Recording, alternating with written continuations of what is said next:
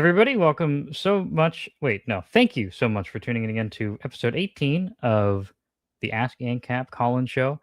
Today, with me, as always, is Liquid Zulu. We are both experiencing a heat wave today, but I think North America is getting it a little bit worse.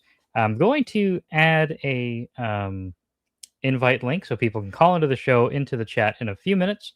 But first, we'll just jump right into some of our backlog text questions that we've got on our Discord server, and we'll go from there. So, Zulu, are you ready to start fielding some questions? Absolutely. All right, we'll start with a short one, and hopefully this one may even fit into a YouTube short. It has two parts, and the question is, would a sufficiently intelligent AI be able to have the NAP apply to it and be able to figure out the NAP on its own? So it couldn't be anything like just scaling up our current AIs, because our current AIs are basically just their language models. So they're just telling you the next most likely token to come up given this previous set of tokens.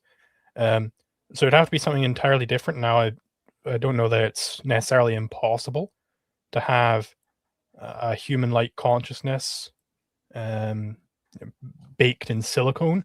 I don't know, maybe that is possible. It's definitely not going to be anything like what we have right now. But if you did figure out some way to do that, then yeah, it would be presumably it would have free will, so the NEP would still apply to it, and I don't see why it couldn't accept that the NEP is true unless it's not got free will, which is what it would be required for it to not be able to accept a certain thing. In which case the NEP wouldn't apply to it. Yeah, it kind of reminds me of those. I can't remember the name of them, but you must know the ones. The 3 rules of robotics, or whatever they're called. Like Asimov's, like laws of robotics. I think so. I know that they had they got a lot of attention in that movie I, Robot, I believe. Yeah, that'll be Asimov then. So a robot may not injure a human being or through inaction allow a human being to come to harm. A robot must obey the orders given to it by human beings, except where such orders would conflict with the first law.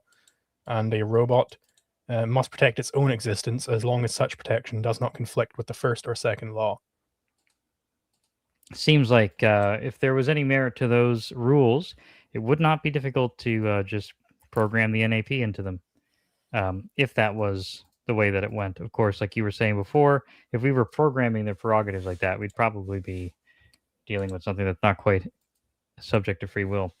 All right, so we'll move on to the next question. The next question reads as follows. Is it possible to meaningfully say that it would be better without scarcity? I don't think you can even conceptualize this. In parentheses, I'm not able to, says the asker. But if law is the field that deals with scarcity and scarcity went away, that means no more crimes. So it's good? Question mark.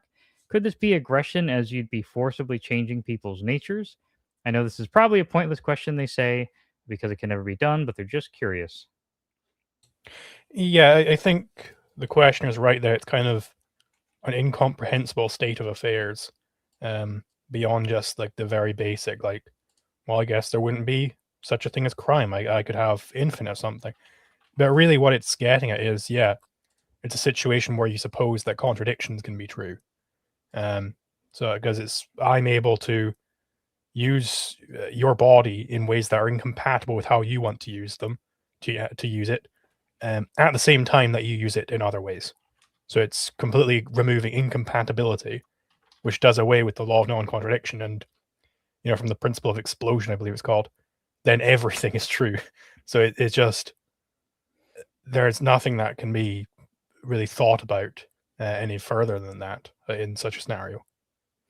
I think I thought about this a lot more less than recently, so I can only I don't think I'm going to be able to talk about it at length without losing my place. But I'm thinking a lot about how change is, like, for example, in the Warhammer universe, there's a god of change, and change is like a really interesting concept to me in terms of trying to treat it like it's some sort of quantifiable element.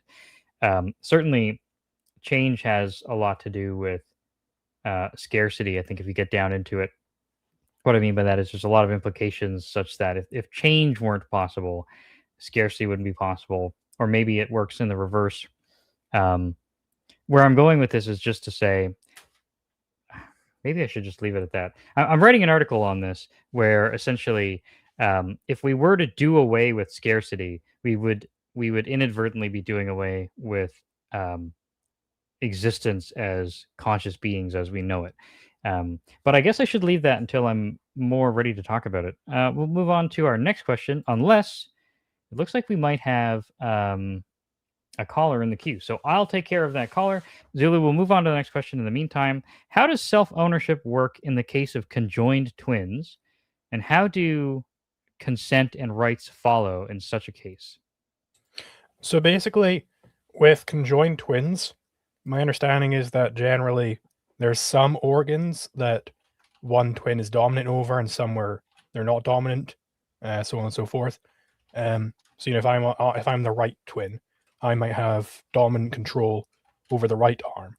So then I would fully own that right arm and all that sort of stuff.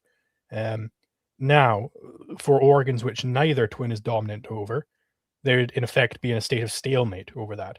So, what does stalemate mean in law?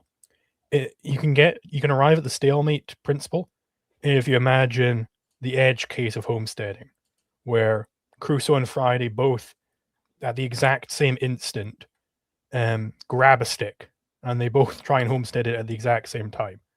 Now, certainly, either one of them would be a first comer with respect to some other guy. If John came along later, he's like, "Oh, I want to join in," and grabbed onto the stick as well. Like, no, that's not okay. But between them, well, there isn't really anything you can do to resolve that and say, well, this guy gets it. So they're in effect like those games where, last one to take their hand off the car, they win the car. It's in effect that. So it's not yet a conflict because they've only just begun their very first action of taking it. But you can make it into a conflict if say Friday pushed Crusoe off the stick, then he's created a conflict there, so he's got to give up the stick. It's no longer his stick. But if that doesn't happen, well then one of them's going to give up at some point. The first one to give up, they give up control of the stick. The other guy gets it. It's his stick now. That's basically how you would do it with the conjoined twins. So if I'm a conjoined twin and I'm like, I don't want this heart any longer, I'm going to destroy the heart. The other twin goes, whoa, hold on there, buddy. You're not allowed to just destroy that heart. If you try and destroy the heart, then you cede ownership of that heart over to me, and I can, have you removed or what have you. That's basically how it would work. How do you feel about the critics who, and I'm sure you've experienced this many times yourself throughout your debates and conversations, where the possibility of two people homesteading something in the same instant is, from their point of view, constitutes some sort of shortcoming or failure of property rights? And where do you think they're coming from? Because from my point of view, it seems to be a misunderstanding about what property rights is even attempting to do. Why do you think that some people find this to be a obstacle to their accepting property rights? Yeah, I think these people, they've got like a certain rationalist tendency. They want to have, their nice little neat system of rules and have reality flow from those rules so that the rules, that's all they got to have, right? That's not really what we're trying to do here. We're trying to look at reality as it is and recognize that there is this problem born from scarcity, namely that conflicts can occur. And we're trying to go, okay, well, what is the rational way to deal with these conflicts? And it is possible in reality for there to be this edge case of two people trying to homestead a thing at the same time.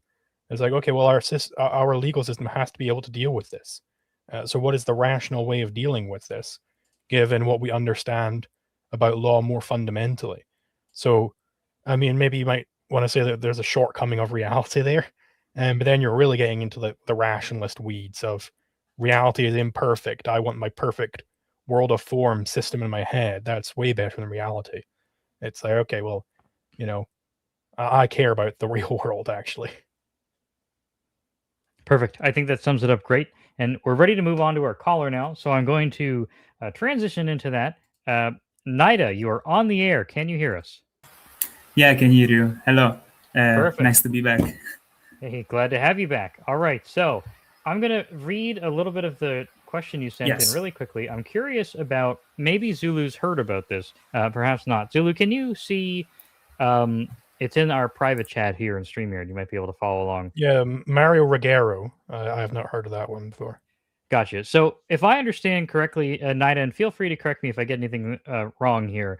Our hero Mario owns a jewelry store in Italy, and the jewelry store is the victim of an armed robbery. There's three armed robbers, and after the conclusion of the robbery is over, they're outside of the store. They're leaving with the stolen goods. Prior to this point, I understand that they had been abusive towards the proprietor, but that's over now. They are heading off down the street with their stolen goods, and it's at this point that Mario uh, produces his firearm. And I understand that I don't know, he killed at least one of them, right? How many did he get? Yeah, he killed two, and one guy he survived, and yeah.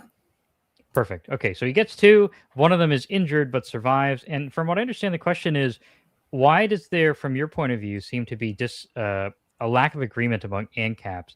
It sounds like Yes. some ANCAPs are arguing that because they had exited the property and they were leaving with the stolen goods, that they no longer pose the kind of threat in which this lethal action was justified, and that there should have been some other less lethal means put to use in order to recover the stolen goods. Is that the gist of the disagreement as you perceive it? Yes, I was talking to this guy, and he essentially was trying to argue that the robbery was already done, and so Rogero was in search of restitution, and he went along a more violent route than would have been necessary for restitution. But in my view, the act of aggression was still ongoing, and he still had this opportunity to defend his property, and shooting them was a choice that he had. But still, is the only one that they left on the table for him to still defend his property before they ran off. So maybe this was the main. If we actually had to put it in a more philosophical way, we could argue about when does the actual aggression stop and when does the time for restitution begin, maybe. I'll take the first crack at this, and then I'll give the floor to Zulu. It seems to me that this is really relevant to the continuum problem that we talked about some other times in terms of where's the justified amount of force. And the answer that I think we've settled on, and I'm looking forward to seeing Zulu's perspective on this to ensure that I'm remembering it correctly, is that the justification that you are experiencing when there's an act of aggression happening against you, you are allowed to do things that stop the aggression. So the question is, was this necessary to stop the aggression? Let's use a really obvious example. So someone's got their finger on you. Um, that justifies slapping their finger away because that is you're able to argumentatively justify that by saying that was appropriate for ending the aggression and not excessive. But if you were to, kill this person with a machete because they were touching you with their finger, the room that there is for critique is in asking the question: could this aggression have been put to an end through a less, I don't know, should we say damaging process? I think that's sort of the rule of thumb that, at least as far as I'm aware right now, is the most useful, most immediately salient. So the robbers were in a state of aggression. It is true they're no longer threatening um, the lives of Mario and his coworkers. I think it's a family-run business, if I remember the question correctly.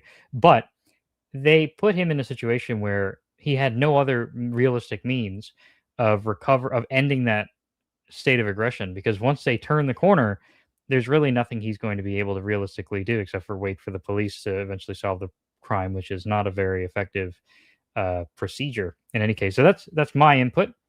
And here, Zulu, I'd like to hand the floor to you.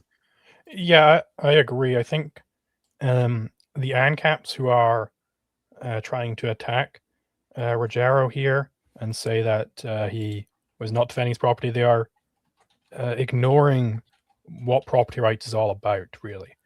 It is not on this gentleman to simply allow the thieves to abscond with his goods. He is allowed to use whatever means are necessary in order to defend his property. Now, maybe this gentleman is a world-class athlete and he's in fact capable of effectively rounding up 3 people who are potentially going to run in separate directions and take all of his goods back, which, I would question why he didn't do that when they were in the store, if he was capable of overpowering these 3 men. So I would suggest I would posit that perhaps he's not capable of doing that. But there's this great invention called a firearm, which lets you overpower pretty much anybody, unless they're wearing, some sort of body armor that can deflect bullets. So it's entirely justified for him to shoot these gentlemen who are absconding with his property, because the crime is still ongoing. This is a thing you'll hear, a case of like, oh, and then they shot the robber in the back, and because they got shot in the back, that meant that it wasn't justified killing. It's like, whoa, hold on. Says who? Right? This is a completely arbitrary standard. The fact that a person is running away from you doesn't mean that their crime has now ended and they're just an innocent little bird who's trying to fly away. They very well might have your valuable jewels still holding them, and it's entirely proper for you to use whatever means are required in order to get your property back. So it's entirely proper for him to loose a couple of shots at them and take them down. And it sounds like this guy wasn't like just going for arbitrary kill shots or anything. I mean, one of the guys survived. Maybe if he took his jewels and walked up, it's like, how many shots do you think I fired? Do you feel lucky, punk? And, started like double tapping in the head. Well, sure, maybe that's a little bit overboard. But it seems like that's probably not what he did if one of the guys survived, right? So I think this is entirely justified shooting, in my viewpoint. How do you feel about that, Neda? Yeah, so in about the less than lethal option, I think he shot to kill, because in the video you can see he fires some shots and then the guy is on the ground, and he then starts kicking him and he's like, give me my stuff back. And he gets up and tries to wrestle with him. Then he gets shot again, and the other guys were hit a bit more badly. But I would assume he shot to kill in that instance. So another guy was... It does sound like he only started shooting to kill after he'd already got the guy on the ground and he said, give me my stuff back. And then started trying to wrestle him. It's like, okay, well, now you've got to die. No, there was already a shot before, so it's a complex kind of situation, and there was violence on his part. Then there was the fact that the thieves also had a gun, and they threatened him before, so he knew they had a gun, and it's a tough situation. But I don't blame him for just using lethal force in that circumstance. To be honest, others were still wondering maybe he could have still done something better, but. At that point, I feel like... I think we should, give people some amount of benefit of the doubt when they've been robbed by armed robbers, and, stop playing like Monday morning quarterback, like, oh, maybe if you'd like shot this pipe and then it would release some steam on them, and then they get distracted and you can throw your playing cards in their people, in fact, are not John Wick, right? If you're some aged jeweler, and you know that these guys have a gun, you're not going to be John Wicking the gun out of their hands, right? You got to take them down to the point where they're not going to be firing back at you, right? And that very well might involve killing them. Yeah, okay. Makes sense. Yeah, I think with any conversation like this where we're referring to an actual event that took place, there's 2 tracks that are happening at the same time. One is the discussion of what is the principle, and the other one is how does this line up to the principle. And it can be kind of tricky because we weave back and forth between those two topics. Not that we're doing that now. It's completely conceivable if we take a step away from the specifics that we know about this actual case, and it is entirely possible to conceive of a situation where the shooting becomes unjustified. So, for example, what that would entail would be like, for example, if he catches up to the robbers, they surrender the goods back to him, and they aren't armed. He can, let's just say, for whatever reason, he can see that they're not armed. Um, there's still room to argue that they need to be subjected to some kind of restitution. But at this point now, if he just executes them on the street, that's a lot less obviously justified shooting. I do want to say too, just because Zulu, you bring this out of me as a Canadian. In Canada, it's often the case that you'll hear exactly those kinds of stories where you'll have break-ins, and the person defending their home gets in more trouble than the burglar, and they make these decisions about like, well, the burglar wasn't facing you when you shot them, so essentially that is the same as just executing somebody. This is something that I think just drives me crazy because there seems to be an implicit notion that people who own houses are obligated to provide gladiatorial style arena death matches to burglars. So what I mean by that is if a guy on drugs comes into my house and I have a shotgun, but I assess that he only has a lead pipe, then I've got to put the shotgun away, find my own lead pipe, and even the score. That doesn't seem to make any sense to me. And it's, in my personal perception, it often seems to come from a place of just terror of guns, where you're having the possession of a firearm is such a negative thing that you're in the wrong, even though what we're describing is a home invasion because of the severity of the imbalance. I'm only, of course, speculating on the motive there, but it's a frequent Canadian issue, and I think that it's one of the most deplorable things about the legal system we currently live in, that our supposed beneficiaries, or sorry, benefactors, expect us to accommodate burglars such that we make sure that we're entitled to, or that they're entitled to some sort of even match. Like as if I want my like 80-pound wife to have to get into a knife fight with a gang of burglars rather than just shooting them as they enter the house. Well, that's all I have to say about that as a Canadian. Yeah, and it's sort of like ignorant of the entire purpose of a firearm. Like the entire purpose is that, yeah, you could be like an old guy or like an 80-pound woman, and it doesn't matter that this guy's like a cracked out of his mind, 6'3" urban gentleman with a giant pipe in his hand who could very easily beat you to death, by the way. Very, very easily that could be the way it goes. The entire purpose is to go, no, none of your physical attributes actually matter anymore. Because very quickly you're going to have a few ounces of lead sailing at, Mach 3 into your chest. And there's really none of your muscles are going to be able to stop that. You're not going to be able to dip and dive out of the way. You're going to get a hunk of lead stuck in your chest. And you're going to keep getting hunks of lead stuck in your chest until you go down and are no longer a threat to me. Like let's say we took seriously this standard of, well, his back was turned to you, therefore it was not a justified killing. Let's take that really seriously. It sort of reminds me of like those boxing matches you'll see from time to time, where the guy is like deliberately like twisting his body around and trying to get hit in the back because then it's a foul or whatever. It's like, can you imagine if I could just rob anybody with impunity by just walking backwards into their house and going, well, I'm keeping my back turned to you, so if you shoot me, then it's not justified. I'm just going to take all your goods. I'm going to keep my back turned to you this whole time. Like, it'd be like, what the hell? This is not libertarianism. This is not any sort of rational system of property rights.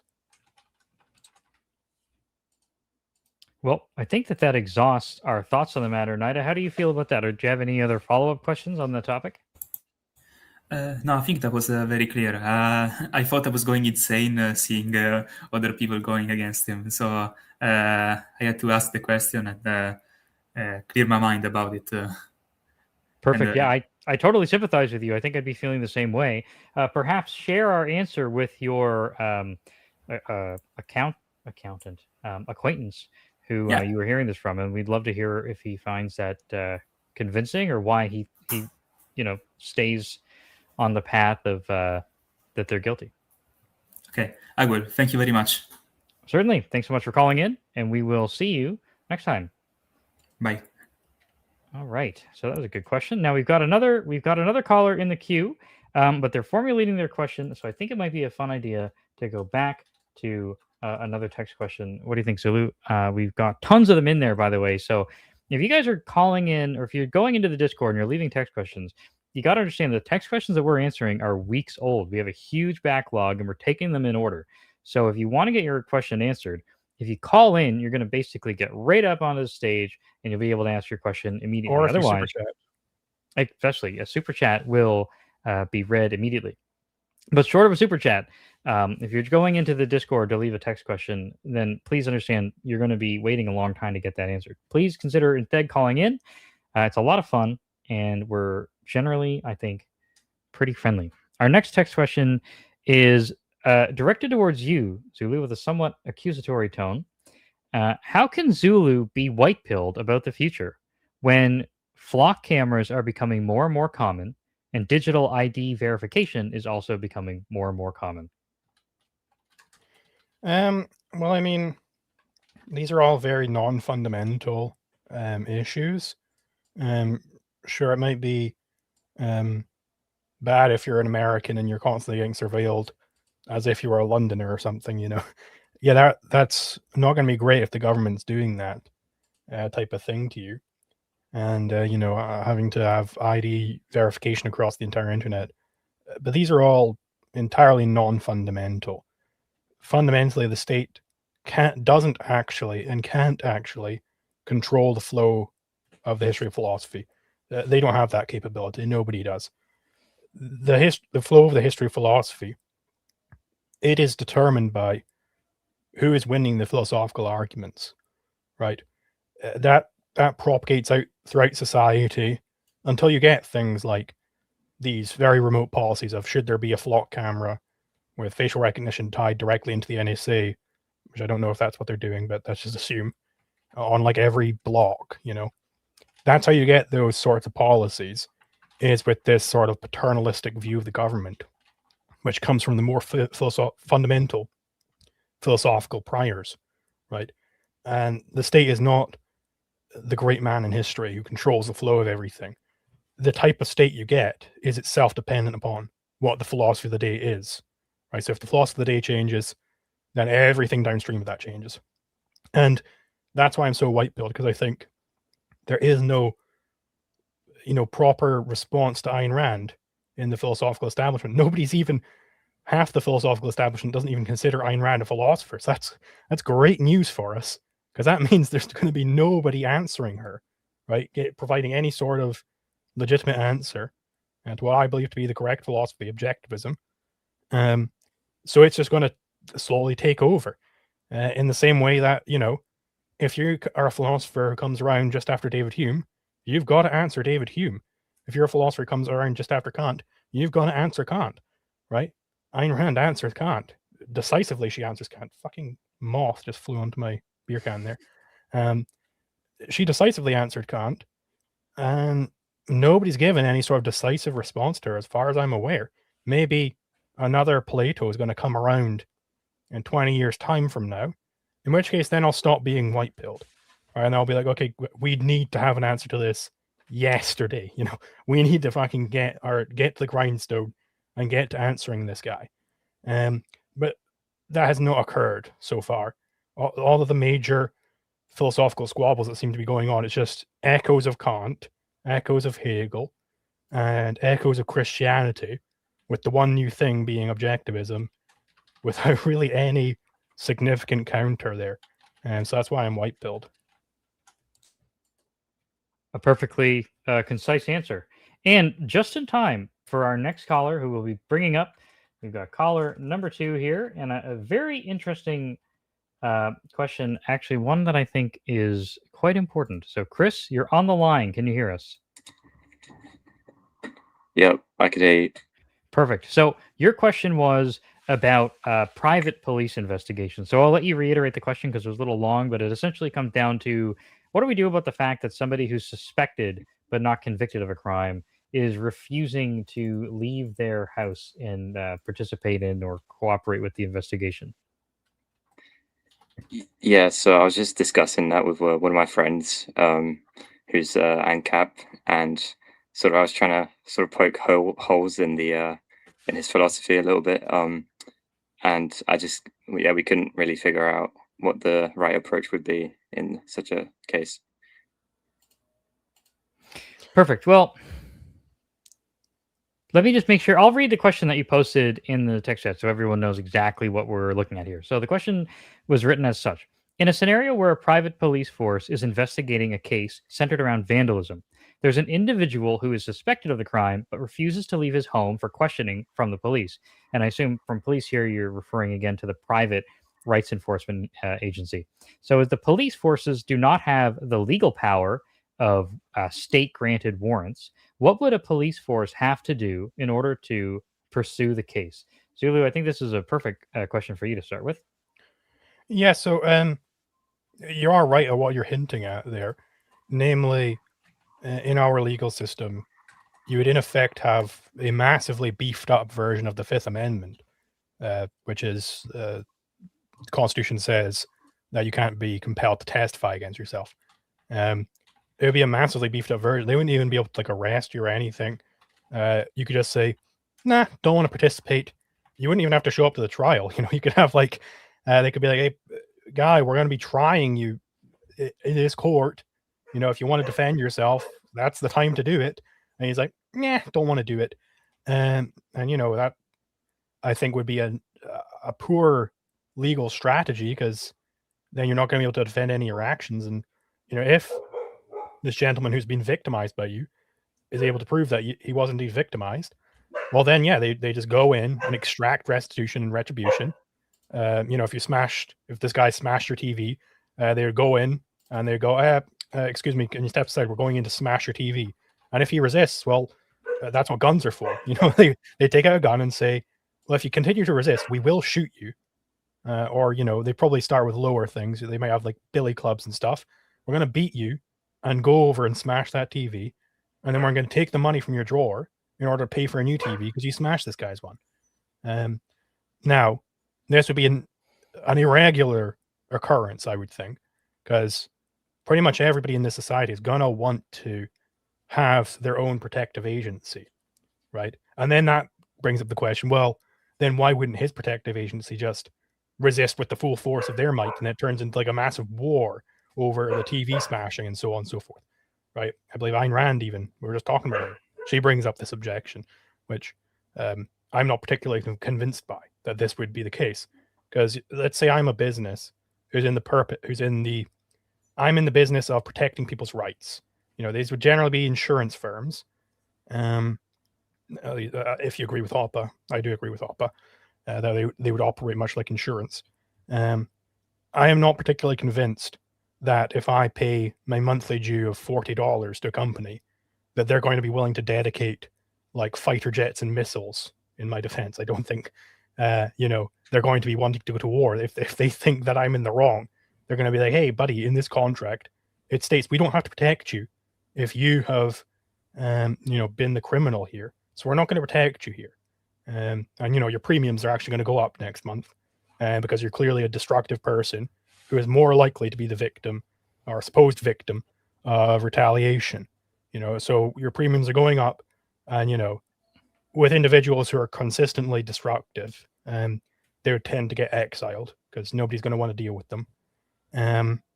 So I don't think it would turn to war. And, you know, if this guy is trying to resist the retribution and restitution, well, that's what the insurance is for. Insurance agency, in fact, it probably doesn't even take that long. Your insurance agency probably just reimburses you right at the time of the crime happening, and you've already got your TV there the whole time. They go to court on your behalf and go, look, we've got the camera evidence, we've got the flock cameras outside, guys. And the flock cameras pointing into this guy's living room showed that the accused gentleman went up and smashed his TV and walked out.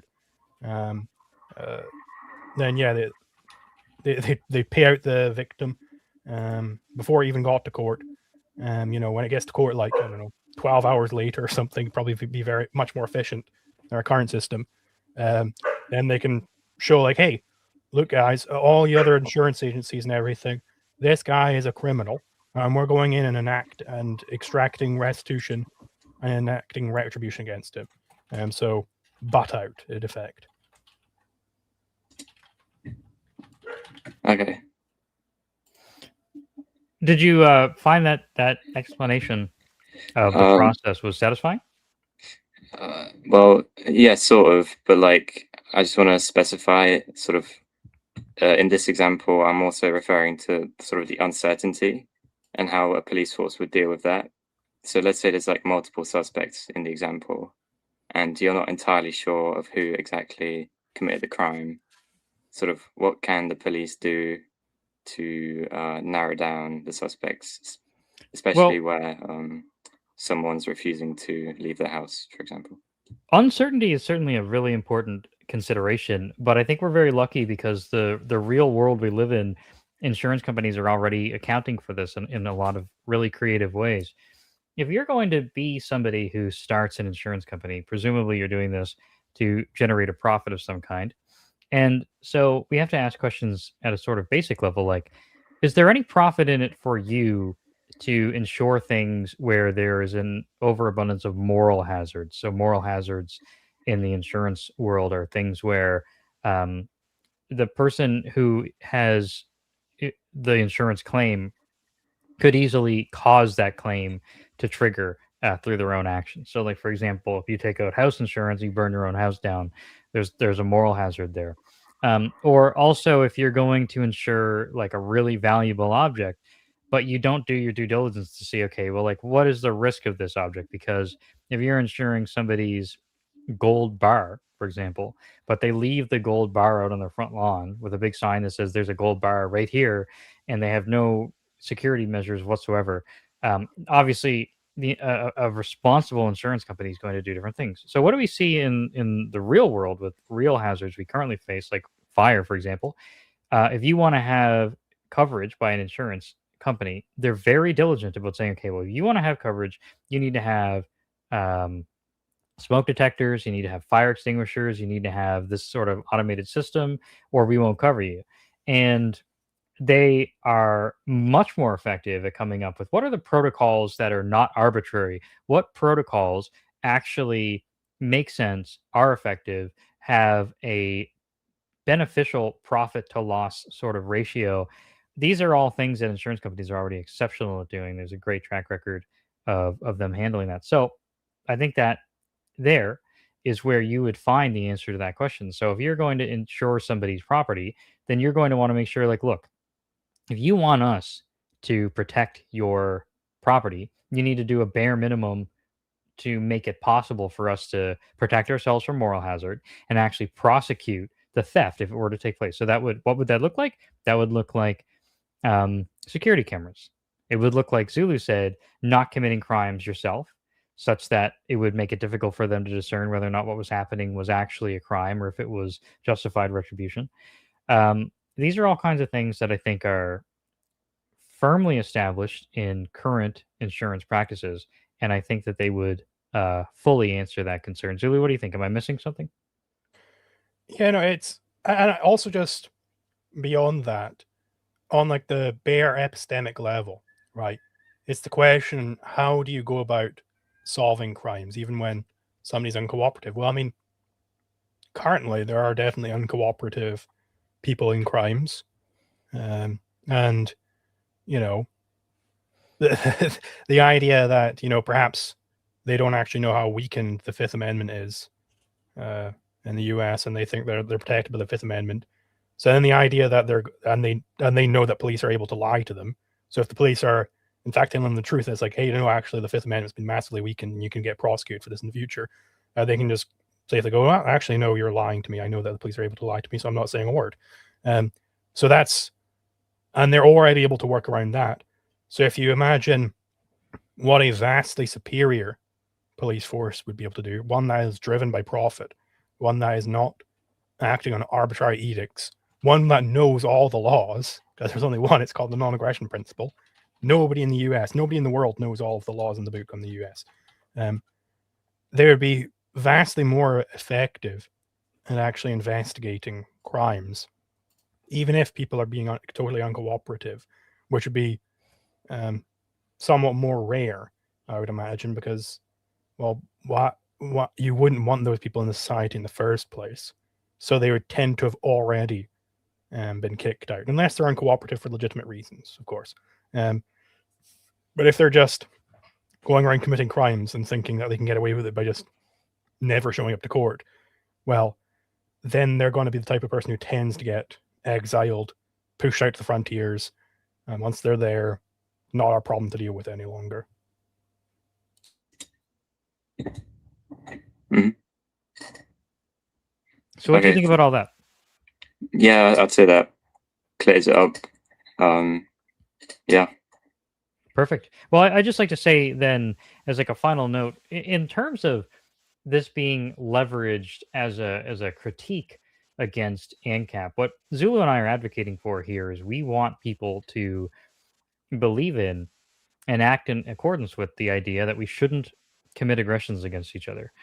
And so the idea here, I find it sort of, I don't want to say confusing, but I think that it does a lot of good to sort of find out what the core issue is. So let's say it's something like this, and I want to hear if you think that this is maybe effective or ineffective at getting at what the core concern is.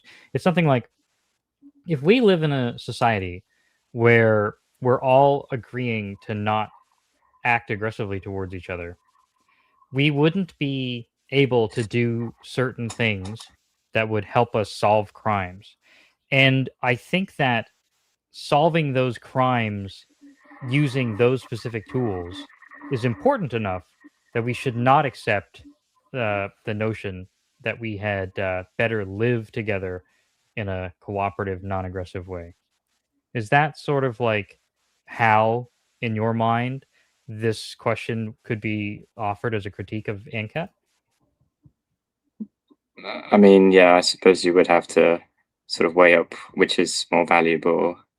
But I think for me, because I would say I align closer with statism rather than anarchism, I feel like keeping order should be more important than individual liberties.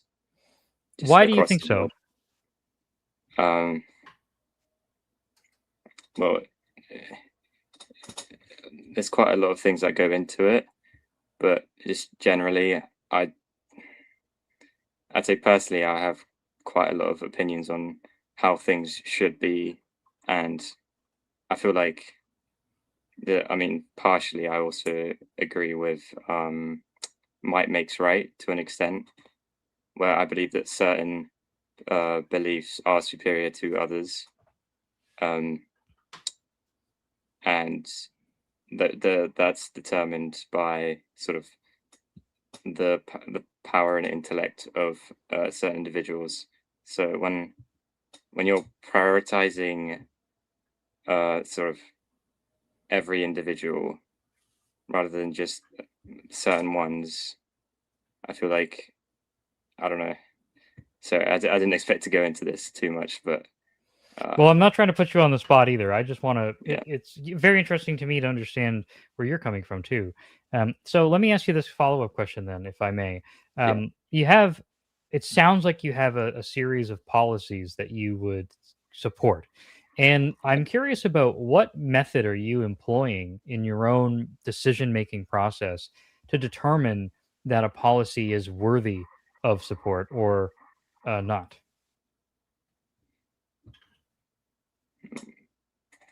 Well, so is this to do with crime prevention specifically, or? No, and just in Just in general. general. We're talking now about, you mentioned that you would accept the label of being a statist. So Yeah. I want to, so instead of like having an argument about, is this policy good or bad? I'd rather ask questions about, if you believe in a policy or you reject a policy, you're making that decision based on something that's underlying that.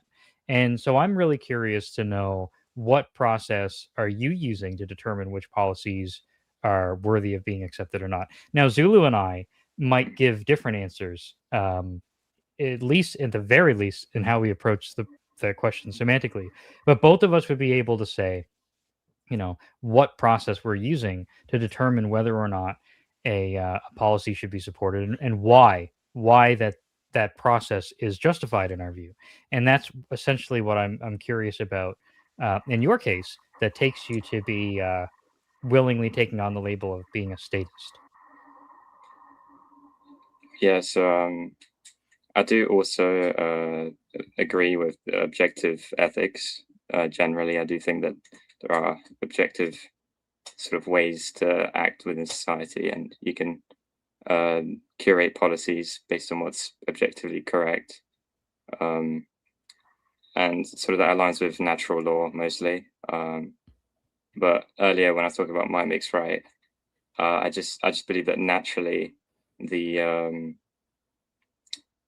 when people make decisions, it is the more sort of the more intellectual a person tends to be, is the more they're aligned with sort of the natural ethics. It's a bit hard for me to explain this, but yeah. So just It's not, sorry to cut you off there. It's really fascinating to me to hear that. And please just jump right in if you feel that I'm misrepresenting what you said there. But what I'm hearing is that from your point of view, you accept an objective ethics point of view, and even you said that you see it as having a lot in common with natural law. So Zulu, what I'm hearing here is we've got a natural law statist, which is actually kind of a new thing for me. So being an objectivist yourself, I'm wondering, do you want to pick it up for me here? And maybe do you think that there's a question that you could pose that could cut to the heart of this disagreement that we have? I suppose he might be meaning in like the Thomistic sense, as in like the moral rules that would align with God's will or whatever Thomas Aquinas thought. So I suppose he could be meaning it more in moral rather than legal understanding. Well, it's quite general. I wouldn't say it's just moral or just legal, but like societies, I think. I wouldn't say I agree with legal positivism, just picking certain sort of rules just because that's what societies choose. But I'd say that it's there is a natural explanation that's more fundamental for why certain things are right and certain things are wrong. But what do you think is that objective criterion that distinguishes between right and wrong? Well, it depends on the certain thing, but you'd be able to look at sort of like, for example, human biology, or just the natural sort of rules within the universe. And I would say that we have to, try our best to align ourselves with sort of, it's a little bit difficult for me to explain it generally. Sure. Well, I am doing my best. I really am trying to make this simple so that we don't end up like putting you. I'm not trying to. I definitely don't want to come across like I'm asking you to, provide some sort of encyclopedia. Let me ask you a question that I think might be a little bit easier, or not. Sorry, not easier, but just more direct. Let's say we have a policy. You can. I'm going to give you the opportunity to give us a policy if you want to give an example. But you mentioned a couple things. You said like objective rules of the universe or human biology. Help me understand this. I want to know about what's an example of a policy that is justified, and the justification is human biology. Or sorry, if you don't think like if you think that one's maybe like, you can do like an objective rule of the universe instead. I just want to see what the flow is. So with the biology one, so if we're looking at human evolution, we are evolved to be obviously social creatures. We're not meant to sort of like kill each other. So with murder, I think that's quite an easy one to talk about. And with like our biology and sort of the way that we're not really designed, but you know what I mean. Sort of it points to us not, being violent towards each other and maintaining social like order within our communities. So that would be an example, I guess. Speaking from a little bit of a evolution, I don't have a degree in evolution, but I have a degree in a different subject, but I did study evolution a little bit. So I want to try to poke at that a little bit. When we talk about evolution, I'm pretty forgiving with using language like meant to do, but evolution and the process of natural selection is really not, as far as any kind of scientific understanding of it, intentional or directed. So it's sort of challenging to me to understand exactly what you mean by biology is such that we are not meant to murder. Can you see maybe like what the confusion I'm having is there? I mean, sure, but the traits that were successfully passed on from generation to generation would suggest that, being, having to avoid committing violent acts against one another or stealing or anything like that. Sort of that trait was successful because it was carried on from the dawn of whenever humans first began to now. So sort of that trait being passed on is a sign of it being a successful trait. Okay, Right. so if I'm trying to stay on the topic of just the logic here, to make sure I'm understanding correctly. So if something as like a species as a group of organisms, it's not an organism. So we've got a set of organisms, and we've got this argument, and I'm not suggesting necessarily that you're even making this argument, but just in the general sense, we got a series of organisms, and it's been shown that a certain behavior has been more effective at passing on the genes of the organisms employing that behavior than alternative behaviors. So that observation that this behavior or whatever is justified, or sorry, this behavior is conducive to passing on your genes. What's the connection to therefore that is how we ought to behave now? Well, I guess you could go more fundamentally and talk about sort of the whole universe being sort of logical and it following a set, I guess, rule set, and that rule set is sort of like, how do I put it into words? It's just the universe is logical and it, follow cause and effect. So ultimately, that there are correct sort of ways to there are correct things and there are wrong things. So I think humans gaining certain traits which help them survive longer, with the example of obviously being sociable and coexisting with each other. I think that's because that's beneficial to humans surviving longer. Just that more so aligns with the like universal principle of just correctness and wrongness. It's a bit hard for me to explain. Sorry. Totally fine. I appreciate you working with us as we try to figure it out. I mean, I don't think if I was in your role that I would necessarily, I on the day to day, I can't necessarily recite everything. So I totally understand. Zulu, I feel that I've gotten us now to a place where we're talking about something really concrete and specific.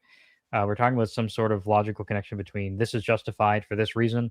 I feel like I've done my share now, Zulu, would you like to jump in? Do you have anything you'd like to say about where we're at in the conversation now? Yeah, I mean, I think the notion of natural law from natural selection, I don't think it really gets at like what is the true fundamental problem that law is trying to solve. It's trying to give you some sort of answer to the question. Okay, given that there's scarcity, and scarcity means we can get into conflicts, what is the rational way of dealing with conflicts? Now, it strikes me that many different strategies have been successful, evolutionarily speaking, in dealing with conflicts. So it's not clear that you can get any sort of rational answer to that. You might have an answer, well, my genes might get better proliferated if I am Genghis Khan and I rape many scores of women. That could be a successful strategy, but it doesn't strike me that that is therefore the rational answer for how do you deal with scarcity given the possibility of conflicts. Much more reasonable, I think, is our answer.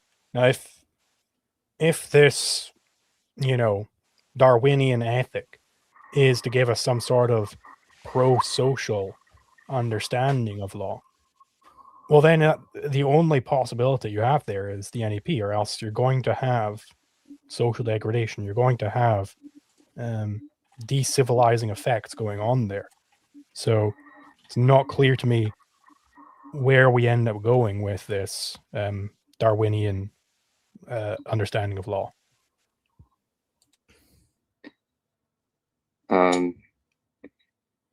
Yeah, no, just generally, I think that the main objective of that sort of method of determining policies and such, obviously the main interest is preserving the humans coexisting and maintaining that, as well as maintaining our survival and our thriving as a species. Obviously, the example that you gave with Genghis Khan, I feel like that wouldn't really be like the most efficient way to create those conditions of thriving. You need sustainable sort of methods. Well, his genes certainly thrived, right? And the genes are what really matters. Like this is is Dawkins' book, The Selfish Gene. That's really the driving force of evolution. And you can look at he's probably the most propagated genes through all of human history, right? Apart from I suppose the first human. It seems like that was very successful. I suppose, yeah, but I wouldn't say it was sustainable in terms of yeah. Let me. So, two things I want to say about that really quickly. It's certainly sustainable, at least in terms of all the evidence that we have up to this point, because his genes are still the most widely dispersed genes. I'm not even going to talk about the numbers because they're crazy how many people can trace their lineage back to him. But I want to put that aside. If it's the case that Zulu points out that, well, here's a really, really effective strategy for disseminating your genetic, lineage, let's say, and the response is that, well, okay, actually that doesn't count because it's not sustainable. So what's happening there, and Zulu, please, if I'm making a mistake here, jump in. But from what I understand, what's happening there is that you're revealing that actually, in fact, the genes, the biology, the evolutionary thing that's not your way of determining.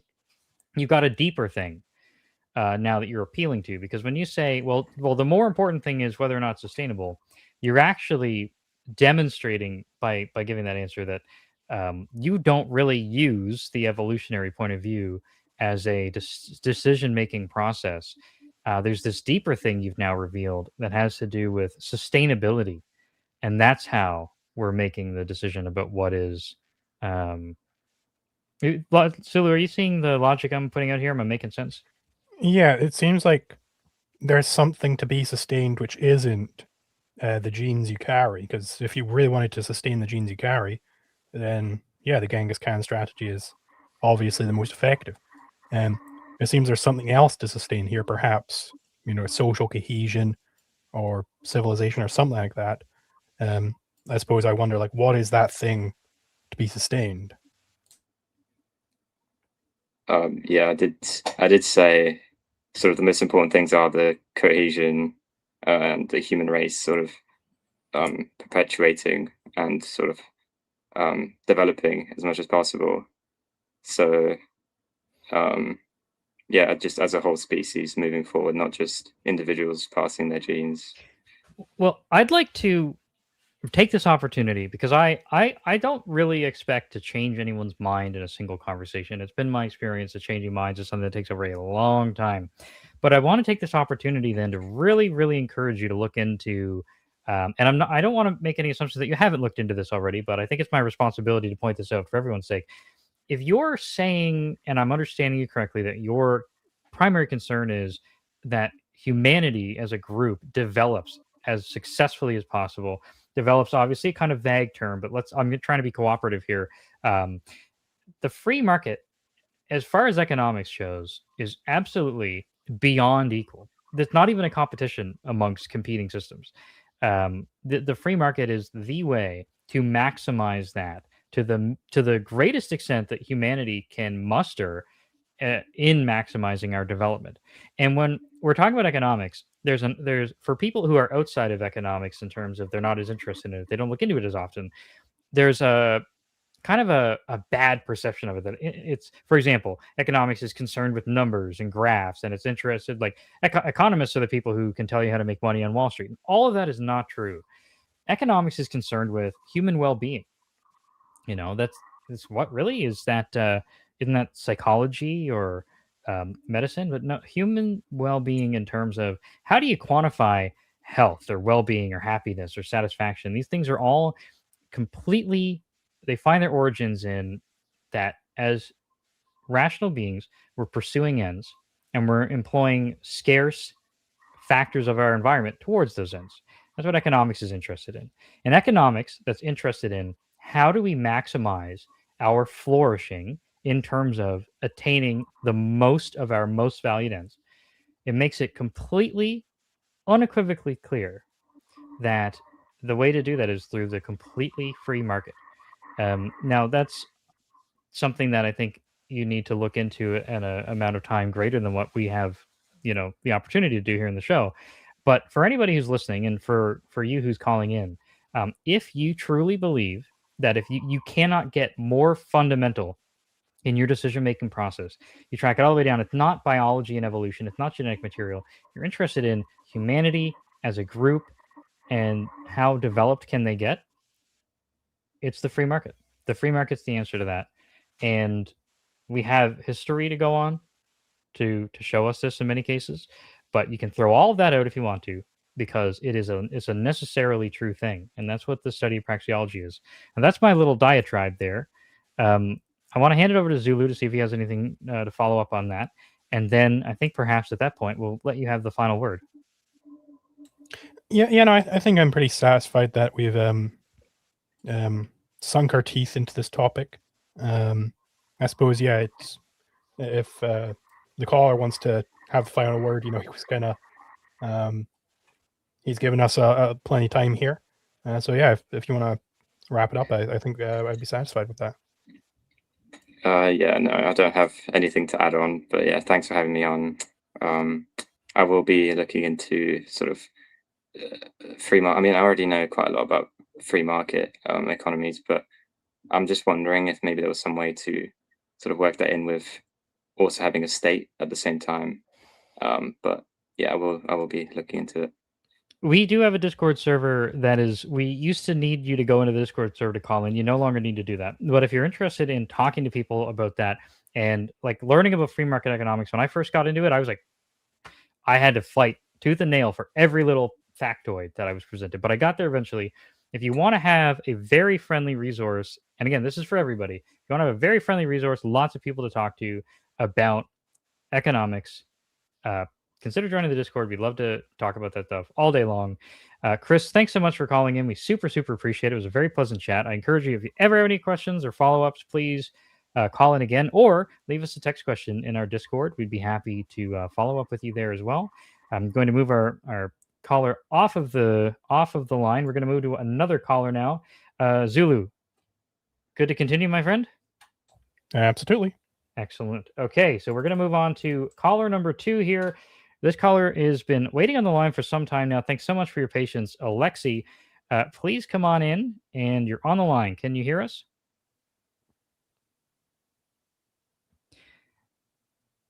I can see you talking, but I can't hear you just yet. Can hear you. Can you hear Yes, me we can now? hear you now. That's good. So I wanted to discuss Rothbard's theory of restitution.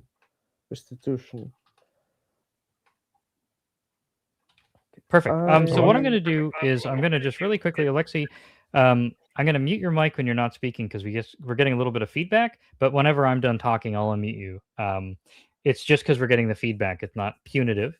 So Alexi's question, everybody, was, and Alexi, feel free to clarify this after the fact, but is it lawful to aggress against somebody who aggressed against you first a week ago, but they never experienced a lawful punishment for that transgression? So is that an adequate summary of your question, Alexi? All right, we're hearing. But there's something to add to it, I would say.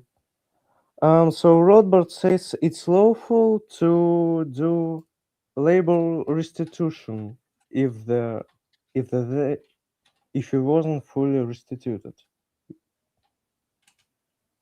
Do you get it? So if I'm understanding you correctly, you're saying, like Rothbard is saying, is for as long as it is the case that you haven't been fully restored, you are not aggressing on the other person by going and getting that restitution. Is that what your question is essentially?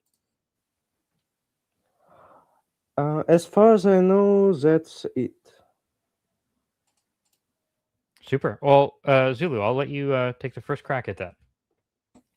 Yeah, so it definitely, I think Rothbard's correct. There definitely wouldn't be aggression for you to enact the retribution and extract the restitution on your lonesome.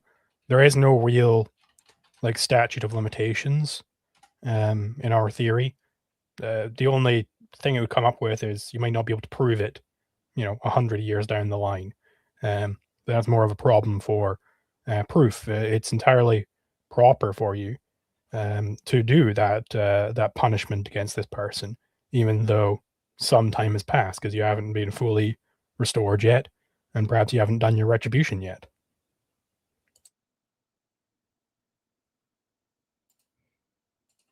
All right, Alexi, you're unmuted there again. What do you think of that answer?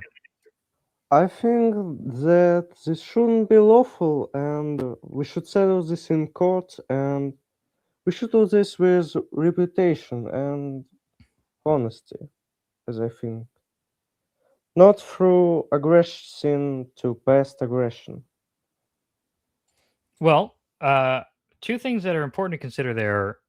We agree with you 100%. We are advocating for never having aggressed in the first place. That is 100% what we're advocating for at the core here. We no aggression, but the use of the word aggression has to be treated with a lot of respect because it's doing all the work essentially in our worldview, at least at the surface level. So aggression is not force itself. We don't have any sort of prescription against force.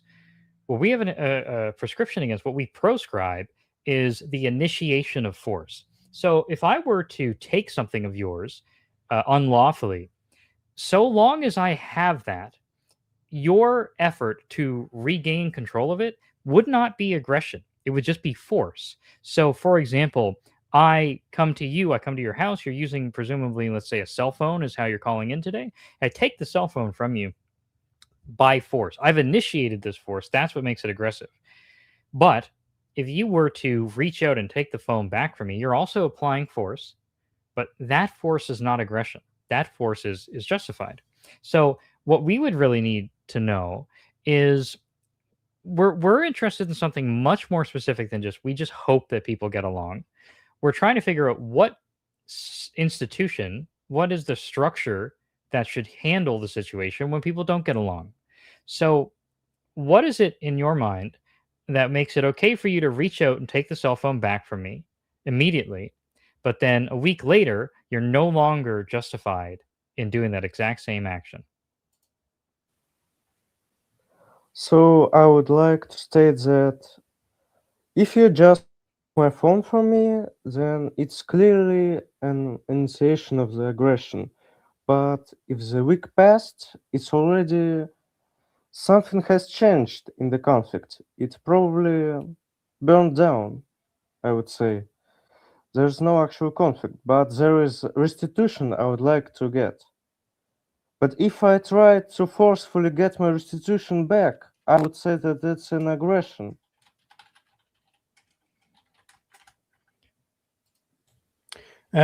So I think what's worth noting here is the distinction between punishment and defense. So defense theory, that deals with when the aggression is ongoing. What are you allowed to do? So if Galzar is currently trying to snatch my diamond necklace off of me, well, this aggression is currently ongoing, right? Even after, as we discussed with the jeweler case earlier, even if he snatches it off and starts running away with it, that is an ongoing aggression. So that's all dealing with defense theory. What am I allowed to do to him? And the standard is the gentleness principle. Namely, I'm like to do the minimum that is required for me to get my property back, right? To, in general, stop that aggression. Now, in this like week later case, where I've already got my property back and he ran away, and I wasn't able to physically restrain him and prevent him from leaving, but I did get all my property back and everything. Well, now we're in punishment theory. So if I see him, well then, yeah, I'm allowed to enact that punishment. It doesn't really matter that he was able to, get away. That doesn't negate punishment, because fundamentally, the principles for how we arrive at punishment theory, they don't have like a time limit on them, so I'd be curious to know, like, where are you getting like this time limit for your idea of punishment?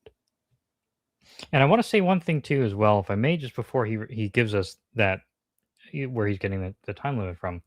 I feel, Alexi, and I'll give you the opportunity to tell me if you think that I'm tapping into the right thing here. But I feel like what I'm hearing from you is a lot of, you don't want to live in a society where there's just this wanton aggression going on. And I think you're using the word aggression in a way that's not as technically rigorous as the way we're using. Because you got to remember, we're using aggression to mean the initiation of force, essentially, in an unlawful way. So when you are like, to us, we wouldn't use the word aggression to describe somebody who's reclaiming something that was taken from him unlawfully. Aggression is the initiation of the conflict. And so I would say that the non-aggression principle that we're advocating for is the ultimate principle by which you would get a society that doesn't have this, because we're advocating for, first of all, anyone who's with us is not going to be doing that in the first place. And if we were to say, hey, we're worried about wanton, this widespread aggression all over the place, we're using aggression now in that sense, in your way, where it's a little bit less precise, what would happen is that you would be incentivizing aggression, because you would be saying, if you succeed in your act of aggression, if you initiate a conflict with someone else and you are successful in doing so, you have the benefit now of protection. So a third party is going to restrain the other party from regaining their property, and we're going to put the burden of proof on them. Now they have to do the extra work to demonstrate your guilt and all this other stuff according to the arbitrary institution, this third party. And I think that we would find ourselves in a situation where this core concern of yours would be much worsened by this arbitrary time limit. And on that note, I would like to reiterate Zulu's question of what process would you be using if you still don't find what I said convincing? Then how are you deciding what a justified time limit is? Firstly, I would like to admit that I fully understand that aggression is an initiation of force and an unlawful in Ancap theory and natural law and so. But there's something I would like to say that if there are three parties in the conflict, if there's the thief, me, and some third party, and I'm doing retroactive justice or vigilante, for example, past a week, then the third party would have a lot of troubles determining is it an initiation of force, is it aggression, or is it vigilante and lawful action. That's the first of my trouble. The second one, Rothbard admits that you can do labor restitution. If they stole my stuff and sold it, and he doesn't have any property, I can force him to labor for some time to restitute my property of equal value. That's my second question. Do you agree with that? I'll leave that to you, Zulu. Sure. So I'll say on the vigilante point, well, we're not actually again opposed to vigilantism in anarchist theory. Like, there's no special role that the courts would play, apart from just the fact that they have some record, and you know that they're generally, however accurate, and they've got like safeguards. They're not going off half cocked or anything like that. There's nothing inherently wrong with vigilantism. Now, as for this sort of a debtor's prison question, or perhaps not a debtor's prison, but like a forced labor type of thing, that wouldn't really be how it goes. Now, certainly it would be better for both parties if they had worked out like some payment plan. Like, hey, the amount of money I'm going to have to restitute you, it'll make me completely destitute. You won't even get all the money back, and I'll just end up dying. And then you won't get all the money back anyway. It's like, okay, well, let's work out some sort of payment plan. You work, you earn this much money, you pay me this much of your wage every week, and once you paid it off, then we're square. That would be probably a better situation, but fundamentally they'd have to agree to that arrangement. Barring that, well, then the victim could just hang around the aggressor. The second they get any money, any moolah, it's like, it's my money now. And, it would just end up this person would die, because they wouldn't have any money to buy food or anything, which strikes me as a less than ideal situation.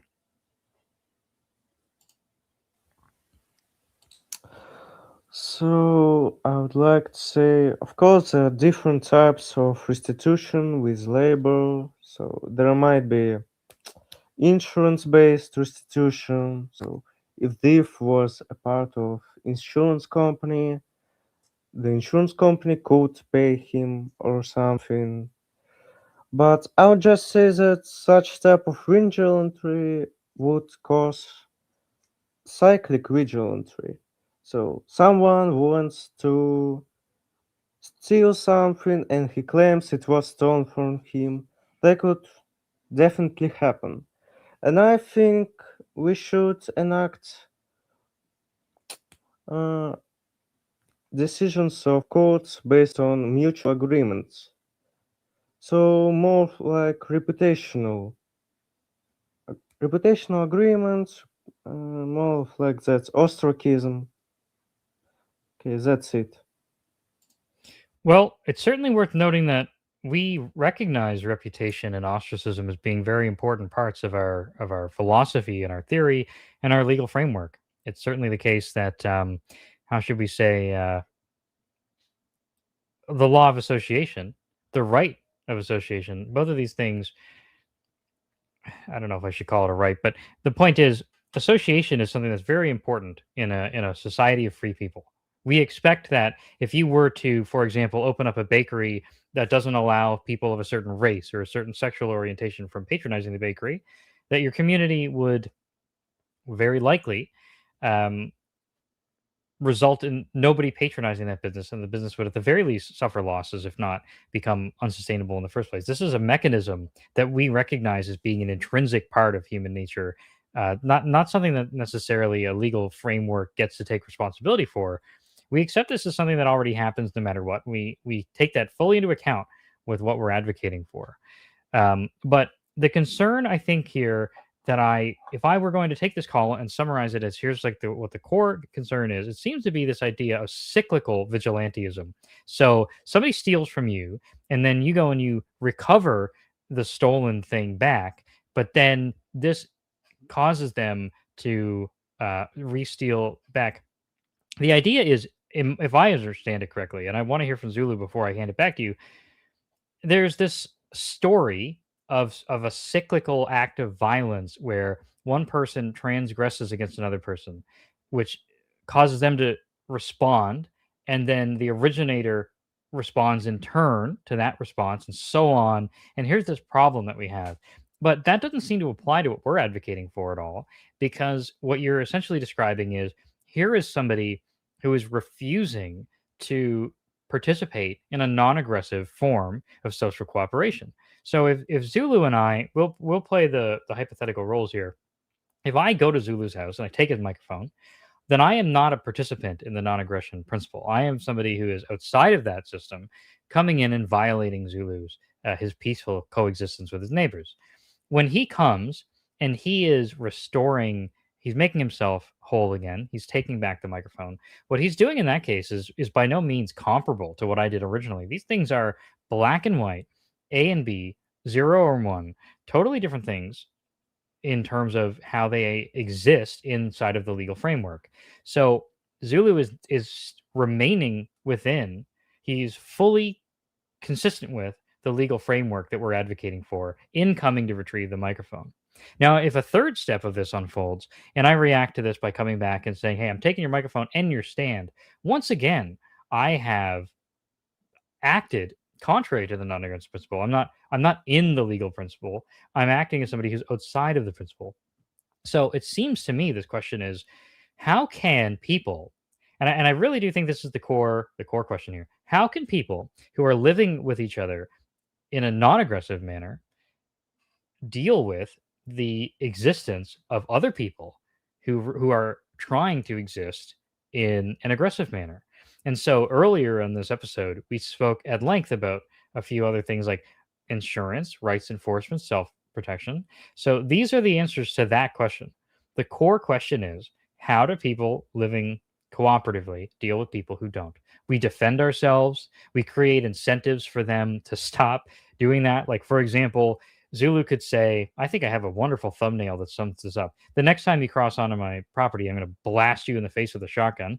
That would create a very strong incentive for me and would be completely consistent with the non-aggression principle still, because this person is clearly, in order for Zulu to pull the trigger, this person's going to go out of their way to commit an act of aggression in the first place, and thus warranted. So I think two things. I think that is the core issue that you're concerned with, and I think that is the answer for why anarcho-capitalism provides the best solution for that. Zulu, please, I'll let you get a word in there before I hand it back to our caller.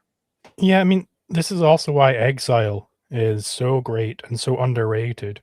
Because if you have these cyclical aggressors who just are clearly just a burden on society, clearly just destructive individuals, well, and I think this would naturally happen in the anarchist system, eventually nobody's going to want to deal with them.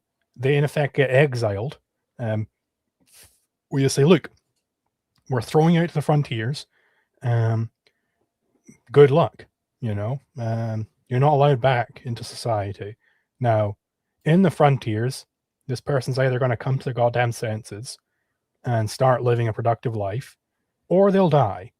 And it's really not our concern which option they choose. They no longer have a place in society, and so that cycle is going to get cut off pretty quick, because they're not going to be allowed anywhere near you. All right, Alexi, there's our response. Sorry that it was so long-winded. The floor is yours. So, firstly, I would like to state that in reality, it's not like in Sims where you have a rhomb on your head, and if you're bad, it's red, and if it's green, you're good. You need a third party to determine who's the aggressor and who is not an aggressor. And if you do vigilantly, it makes it way harder for that. If you live in a society, it's better for you to treat that case in a court and not to do retroactive justice. And secondly, I fully agree that ostracism and exile, it's a great form of dealing with such things. Okay, I think that was his full statement there. Zulu, do you want to take a crack at again, I think we talked about this earlier in the episode.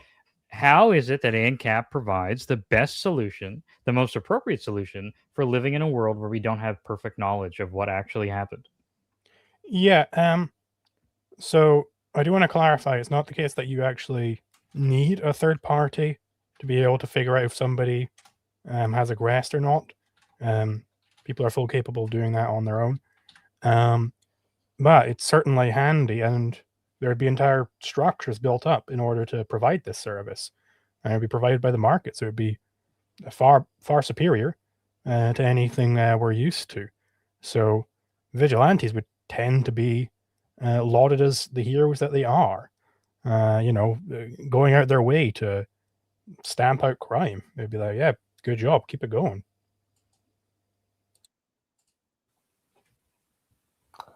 Okay, so you've given me the mic. I thought you would go on longer.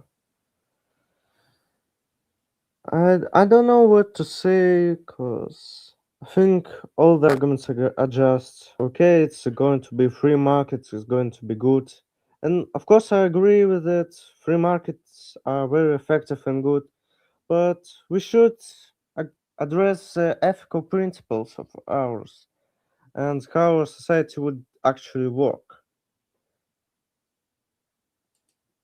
Well, that's certainly our intention. We don't want to give anyone the impression that we're shying away from ethical principles. So, what do you think that we're missing? I just said that it's very hard to determine the aggressor and the victim. That's basically it.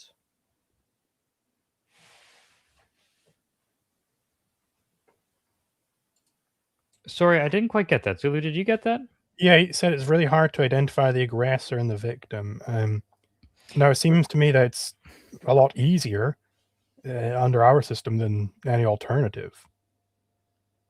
Of course. I mean, we got to separate here too, since Alexi, you brought up the idea that we need to address our ethical principles. We also need to be really clear about when we're talking about two separate things here. So the ethical principle is what tells us what is right and wrong, and then there's a totally separate field of inquiry called forensics. And forensics is how do we investigate properly what actually happened, right? That's a different question. So every society, regardless of how they're configured, is going to be set up in such a way that they don't have perfect knowledge. Even if you had like a 1984 style overseer where they have cameras in every room and microphones, they're still not going to have perfect knowledge. There's nothing that we can do to achieve that. That's a feature of the universe, so to speak. So our ethical principles are completely, at least in terms of how far we've gotten into this call, the ethical principles are not really under attack. Rather, the question is, well, why should you support, or it seems to be the question, how can we support those ethical principles given that there is this limitation in investigating crimes? Well, as far as Zulu and I can tell, and I'm not trying to speak for you, Zulu, but I'm confident about this one. Right and wrong just is right and wrong, regardless of the convenience of enacting them. So we're interested in, before we decide what are we going to pursue, we need to figure out, well, what's the right thing to pursue, what's the wrong thing to pursue. Now, in crime, we figured out, as best as we're able to tell, it seems to us that what's right and wrong is derivative, at least in a legal sense, is going to be derivative from aggression, the initiation of conflict over these scarce things that we're all using to achieve our ends. That's the answer to the legal question, what's right and wrong. The question is next, what we were more concerned with is, well, how do we figure this out? How can we figure out who did the actual wrong and who's in the right? And like Zulu's pointed out, sure, it's certainly the case that in the free market, you're not going to be able to say, hey, man, I'm really interested in solving this crime. I'm going to kick your door down and I'm going to look under your bed and see if the stolen trophy's under your bed. Well, you wouldn't be able to do that. That's true. But why should we assume that that is appropriate in the first place? How did we determine, well, I really want that crime to get solved, so we should have an institution. We should have a structure that permits that. How do we determine that? Well, we got to get to the fundamentals. That's the ethical principles. And I think that the ethical principles that provide that answer haven't been really called into question here. So if what you're concerned with is only that under a free market, we would be trying to make our decisions based on imperfect knowledge, it seems to me that that is equally true of all of the competing systems. And like Zulu said, I want to give full credits here again. Zulu gives us reasons to think, strong reasons to think, that those things are going to be, the negatives are minimized and the positives are maximized under free market conditions. Okay, so there's something I would like to address, and that's I just would like to prefer a system of mutual agreements through courtship, through private courts, not through retroactive vigilance. That's what I would like to prefer. I don't want to go to the thief's house and take something he stole from me a week ago and break his window, and then he comes and breaks my window. I really would not like that. I would like to settle that in a court through mutual. Sorry, I accidentally muted your microphone there. I won't. If was that the end of your thought, or were you still talking? I think that's enough. Okay. Well, I just want to make sure we don't accidentally misrepresent what we're advocating here for.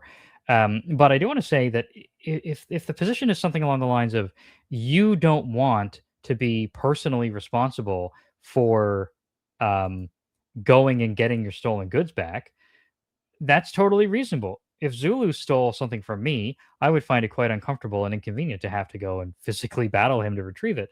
So in the free market, you're able to have people who will do that for you. It's a wonderful thing.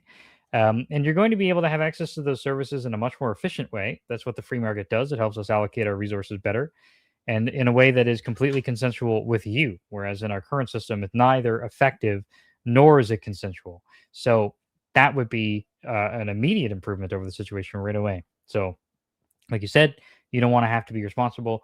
But another aspect of this that I think is a miscommunication is, you're going into someone else's house and then you're smashing a vase and you're kicking out some bricks and stuff like that. Well, if what you're doing is you're building into the hypothetical question that there's some sort of additional, unnecessary, unrelated violence that you're doing, you're promoting this this lack of, or this bad will. Well, we're not advocating for promoting bad will at all. We're saying our legal principles, the principles upon which we make these decisions, make it clear that when something's stolen from you, it can be restored to you by whatever means is necessary and that's justified. We're not saying someone stole from you, so we hope that you go over and you knock over their vase and you kick over their trash can on the way out either. That's totally irrelevant and additional to what we're saying.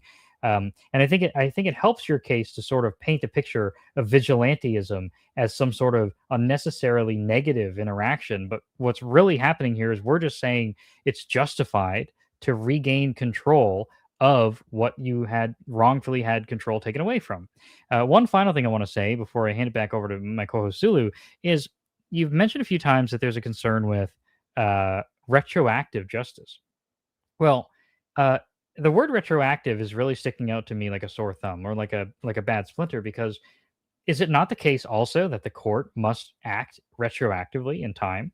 It doesn't seem to me to be whether or not you go and you take your microphone back after the fact, or if a court goes and takes your microphone back after the fact, uh, it takes your microphone back after the fact, that one of these is more or less retroactive. So I do find it curious in what sense retroactivity is a relevant factor here. Zulu? Yeah, it seems to be implicitly collectivist, or like giving some sort of special status to the courts, which really isn't justified to do. Now, it might be the case that, yeah, I could very cheaply get my stuff back by just going through the courts and whatnot. That would probably be the normal way of doing it. But it might be just my neighbor, and he might live like right next door, and I might have some cousins who are visiting, and I'm like, hey guys, let's go over there and forcibly take back my property. And if he resists, well, there's going to be like a dozen of us and one of him. So what the hell can you really do about it? And, you know, we can have guns with us and whatnot. That might be like cheaper, and it might be fun, you know. There might be legitimate reasons for me to do that.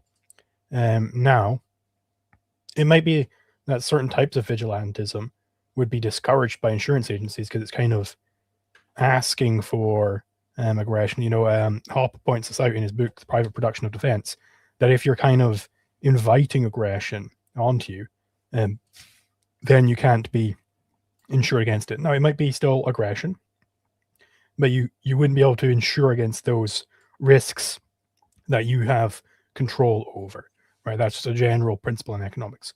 So if I am Batman, right, where I'm actively going out and putting myself in harm's way, I might be heroic, but I wouldn't be able to get insured against that. I might have other mechanisms to help me out with in case I get targeted because I'm like a superhero, right? I might have, you know, it might be the case that, well, we can insure you, but you got to keep a secret identity, and we can insure you in case your secret identity gets out there in some way, you know, and somebody targets your family or what have you. Then you can actually start controlling that again. But if I'm just going out and saying, I'm Bruce Wayne, and I'm going to punch you so hard that you die, because you know stole that lady's purse or whatever, then yeah, it's not really going to be an insurable risk that there's some that the Joker comes and targets me, you know.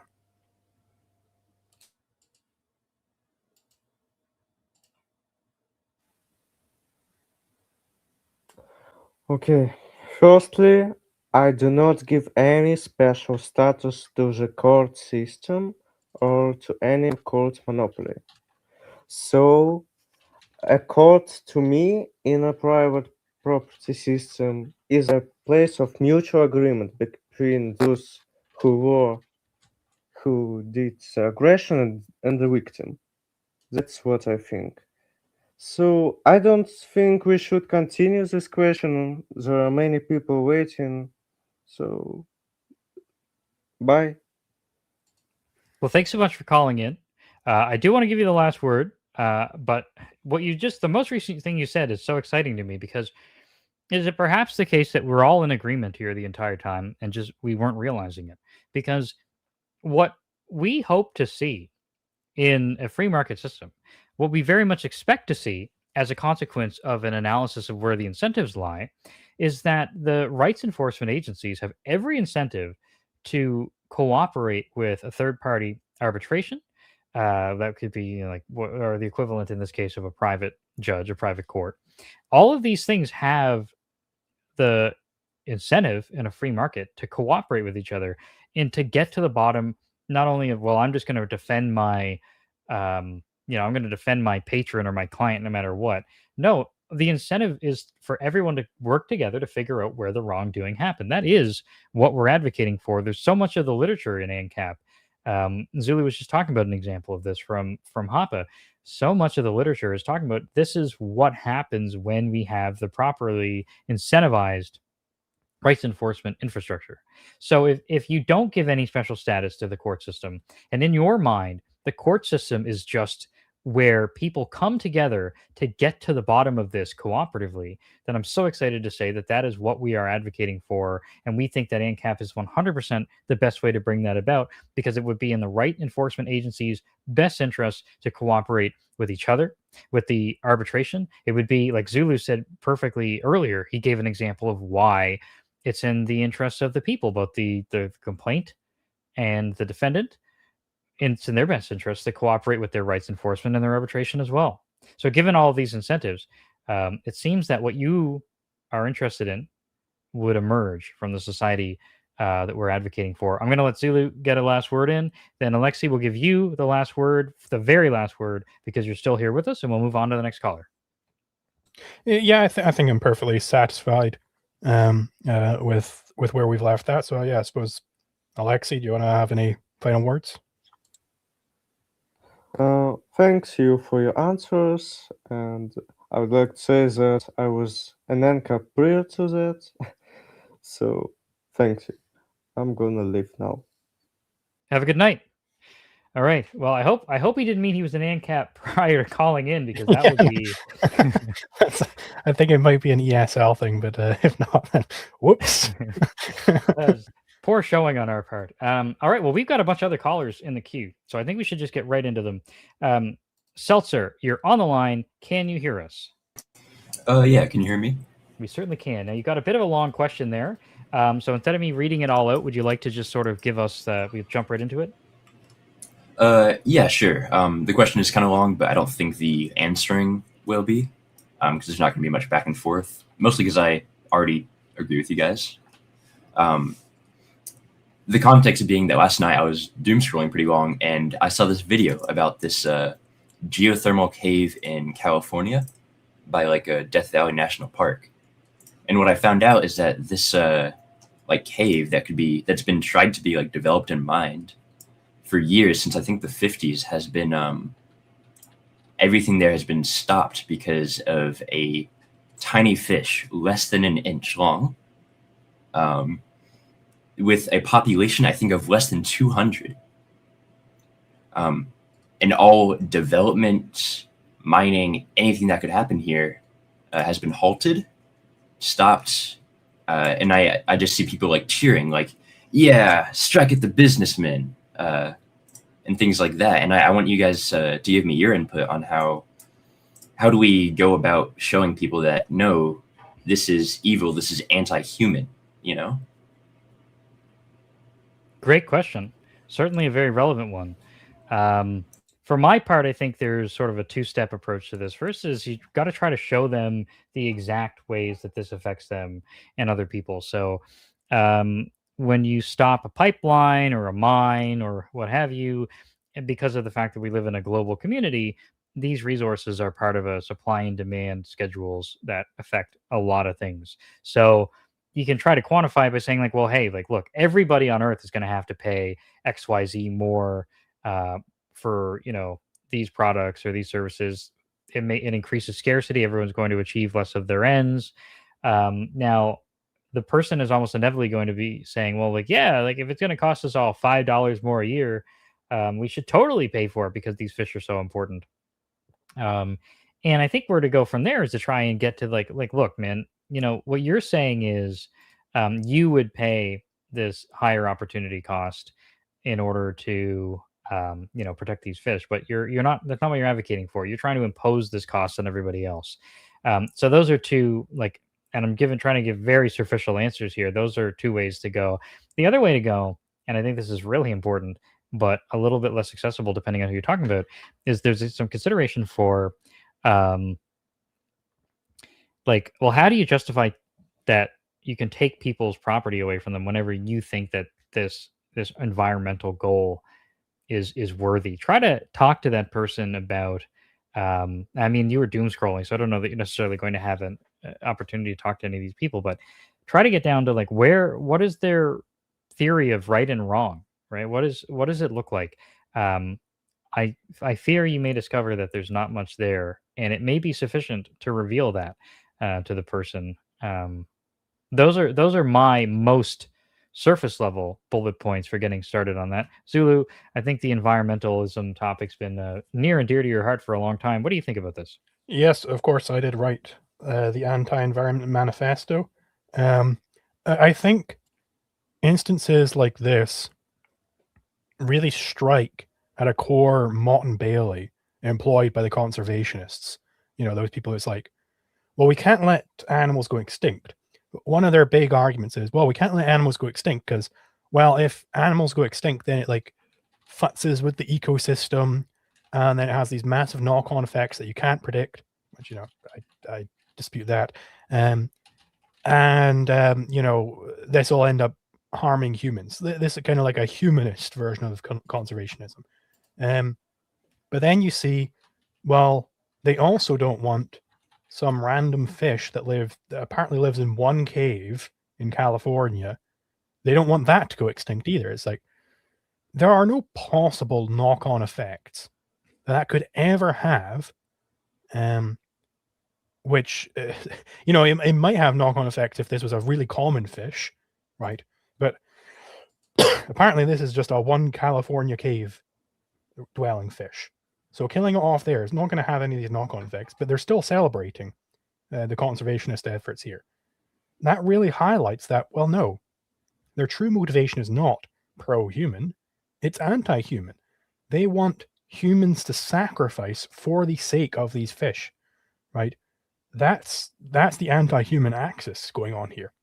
And that is, I think, the fundamental motivation behind all environmentalism. There are no environmentalists, by the way back when humans actually had to deal with the environment. No human was an environmentalist when he has to deal with the environment. We, in fact, love destroying the environment right up until there's this philosophical progression that Rand highlights in her essay on environmentalism. This progression from, well, we've got to sacrifice the rich in the nation, they have to sacrifice for the underserved 1/3 of the poor. It was something like that FDR said.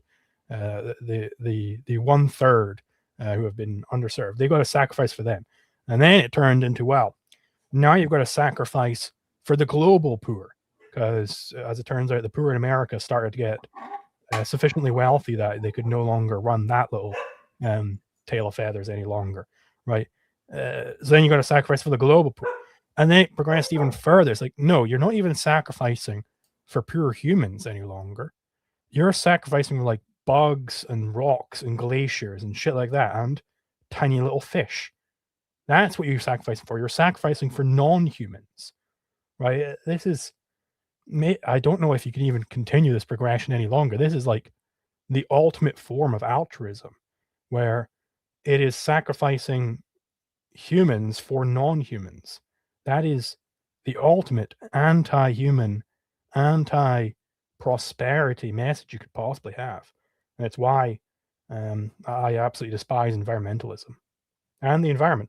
There were people, when I was writing that manifesto, I was still at FEE, I was advised, well, maybe change it from anti-environment manifesto to anti-environmentalist manifesto.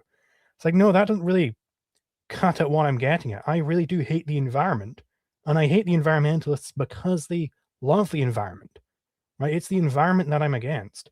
I'm against the environment. I want it destroyed. I want it controlled, because to whatever degree you're controlling the environment, you have destroyed the environment. That is no longer the environment any longer.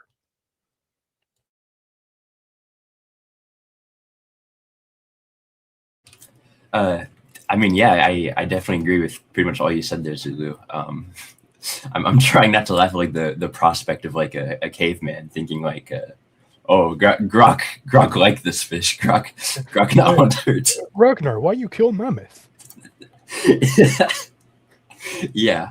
Another thing I wanted to point out that I forgot to mention in my initial like question was that some people were like, oh, well, actually these fish are important because this cave doesn't have much oxygen, or they can be used to study, like, because since there's such a small population, like studies on inbreeding. And I think something to point out is that they seem to have this notion that you require the state. Let me rephrase this. like means are always going to go to their most productive ends, right? Yeah. It's, to kind of clarify on that point there, if it truly is so important to humanity that we study these tiny little no oxygen having fish, if that is really important, well, then somebody's going to pay to buy the cave off of the mining company and go, no, actually, this is going to be really useful for my studies. I've got a bunch of backers here who think this will be massively beneficial to humanity. And so we're buying the cave off you, and then you won't be able to mine it any longer. And then the mining company will be like, yeah, all right, sure, go ahead, buy the cave and study your fish.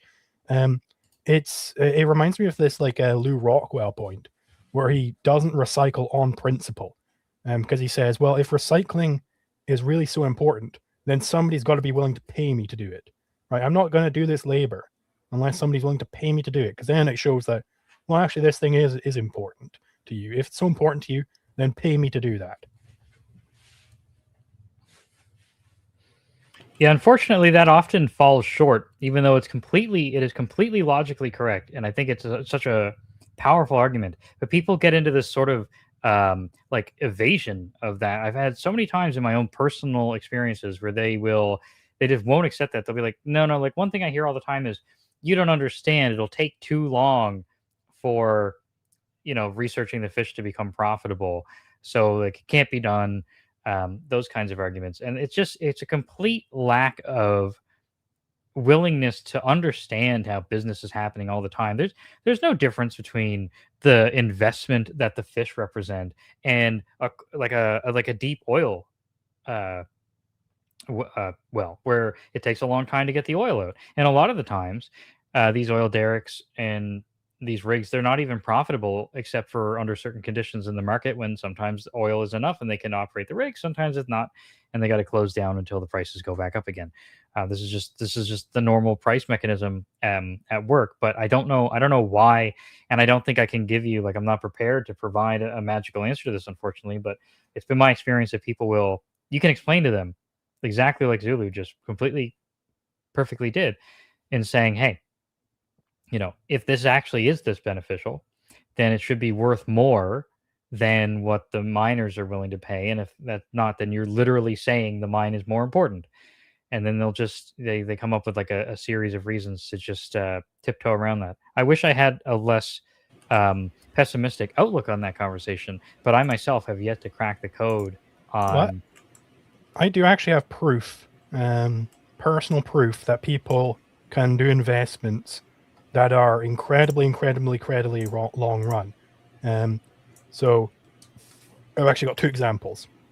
First is the entire Bitcoin Maximus community, who their entire ethos is hodl, right? It's keep buying Bitcoin and basically never sell it. Like, that is the longest run investment I think I've ever seen a community garner around, because they believe that this thing is going to become money. So they don't want to fucking be selling it until it becomes money and they become, billionaires, right? That's the expectation. And the second one is a personal example to me. I put money into SpaceX. I'm actually thinking of putting more money into SpaceX, because I think I project out, okay, let's imagine 50 years from now, will space be a big thing? And I think the answer to that is, well, duh. Yeah, of course space will be a big thing.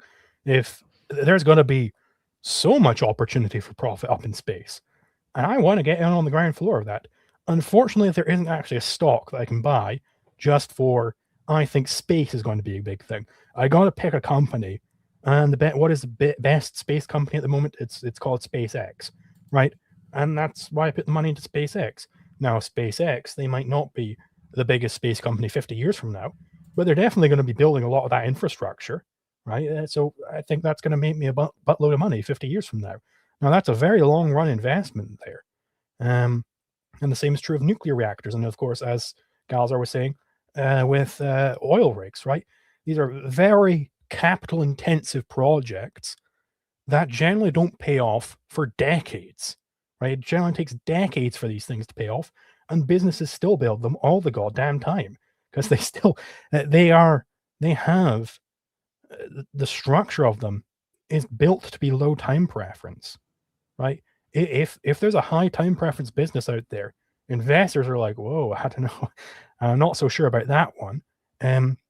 If I'm not going to invest in like a nuclear power plant company, which isn't building and iterating on the design, and is like, well, it's going to take so long for it to be profitable. I'm like, no, you're not going to be a safe investment for me. I'm sorry, I'm not. I'm out. You know, but one which understands that, hey, for our investors to be constantly getting their money back, we got to constantly be staying in the market, or else we're just a dead company at that point. You know, from the moment we decide we're no longer going to be building any new infrastructure. So, okay, so then the lifetime of your business is the effective lifetime of your most recent reactor. And now there's a death date on your business. So I know I'm going to short like over some period here, and I know your business is going to go down because you're not building anything new, right? It has a lot of overlap, I think, also with the monopoly conversation, because there's not only the concern they're like, well, nobody invests in things that are long run, and you gave just some wonderful examples to the contrary, but there's also that people can't tolerate risks. And it seems to me that the prevailing evidence is that when you get all these really profitable companies and firms out there, there's a lot of funds and things where there's just huge amounts of money at their disposal. They can invest in things like oil rigs and not even have to bat an eye, or at least relative to smaller investors. So the idea that there would be, like, to make it pertinent again, like this fish that would change, the nature of human deep sea exploration forever, turn us all into Aquaman. Um, if there's any actual merit there, there are firms out there that would be uh, able to invest that capital without even having to bat an eye. I mean, a lot of these people, angel investors and stuff like that, they're getting their rocks off on high risk investments. And if we're talking about something that is supposedly a sure thing, um, then for them that should be a very palatable amount of risk. I think that's essentially all that I have to say on that. Seltzer, how do you feel about that answer? Sorry, it took me a second to get unmuted.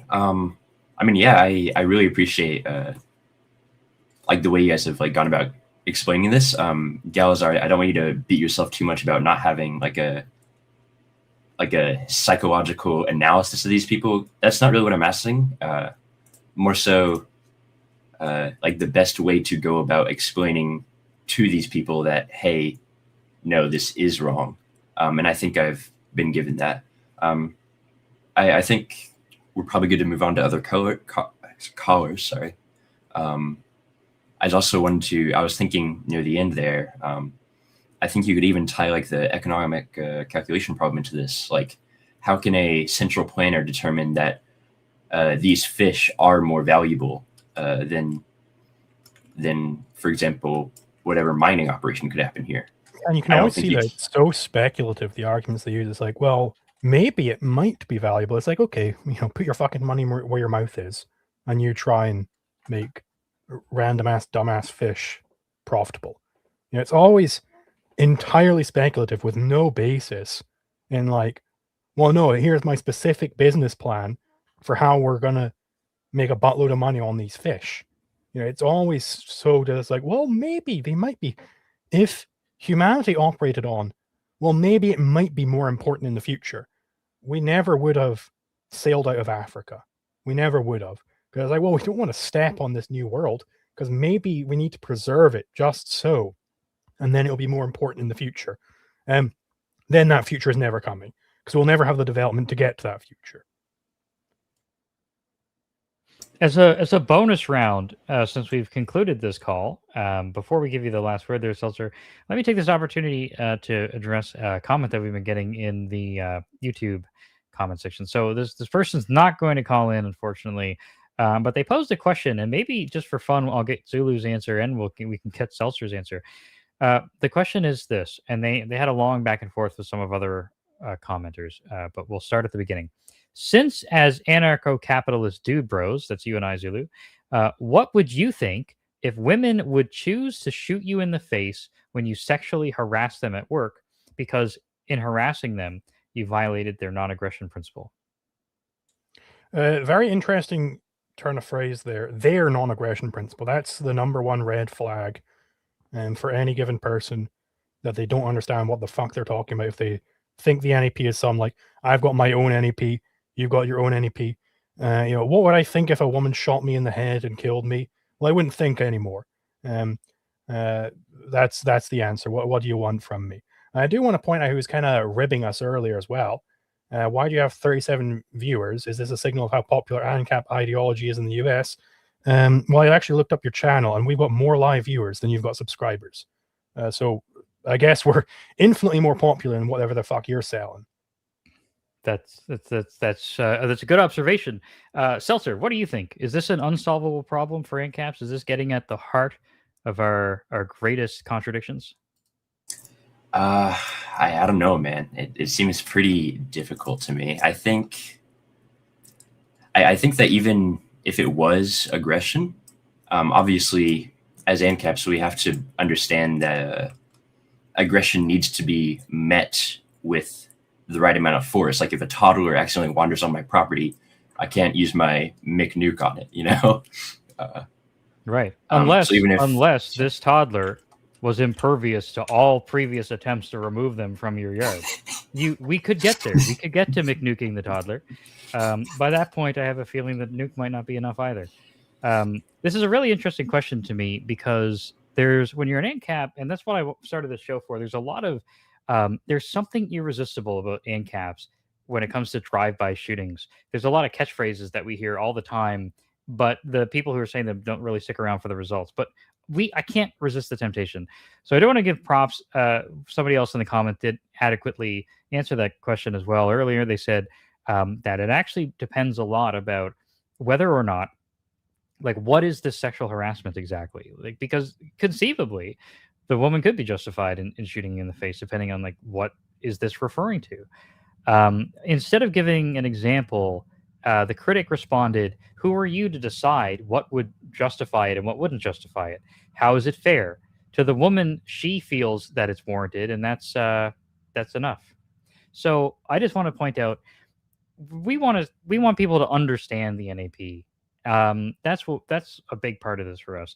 And so the NAP is not simply some sort of subjective, arbitrary thing where whenever you feel like you've been aggressed, now there is no limits on the response that you can give. It's the exact opposite. We're advocating for something that is objective. It is unchanging because it has it's principled. It's non-negotiable. That's the nature of a principle.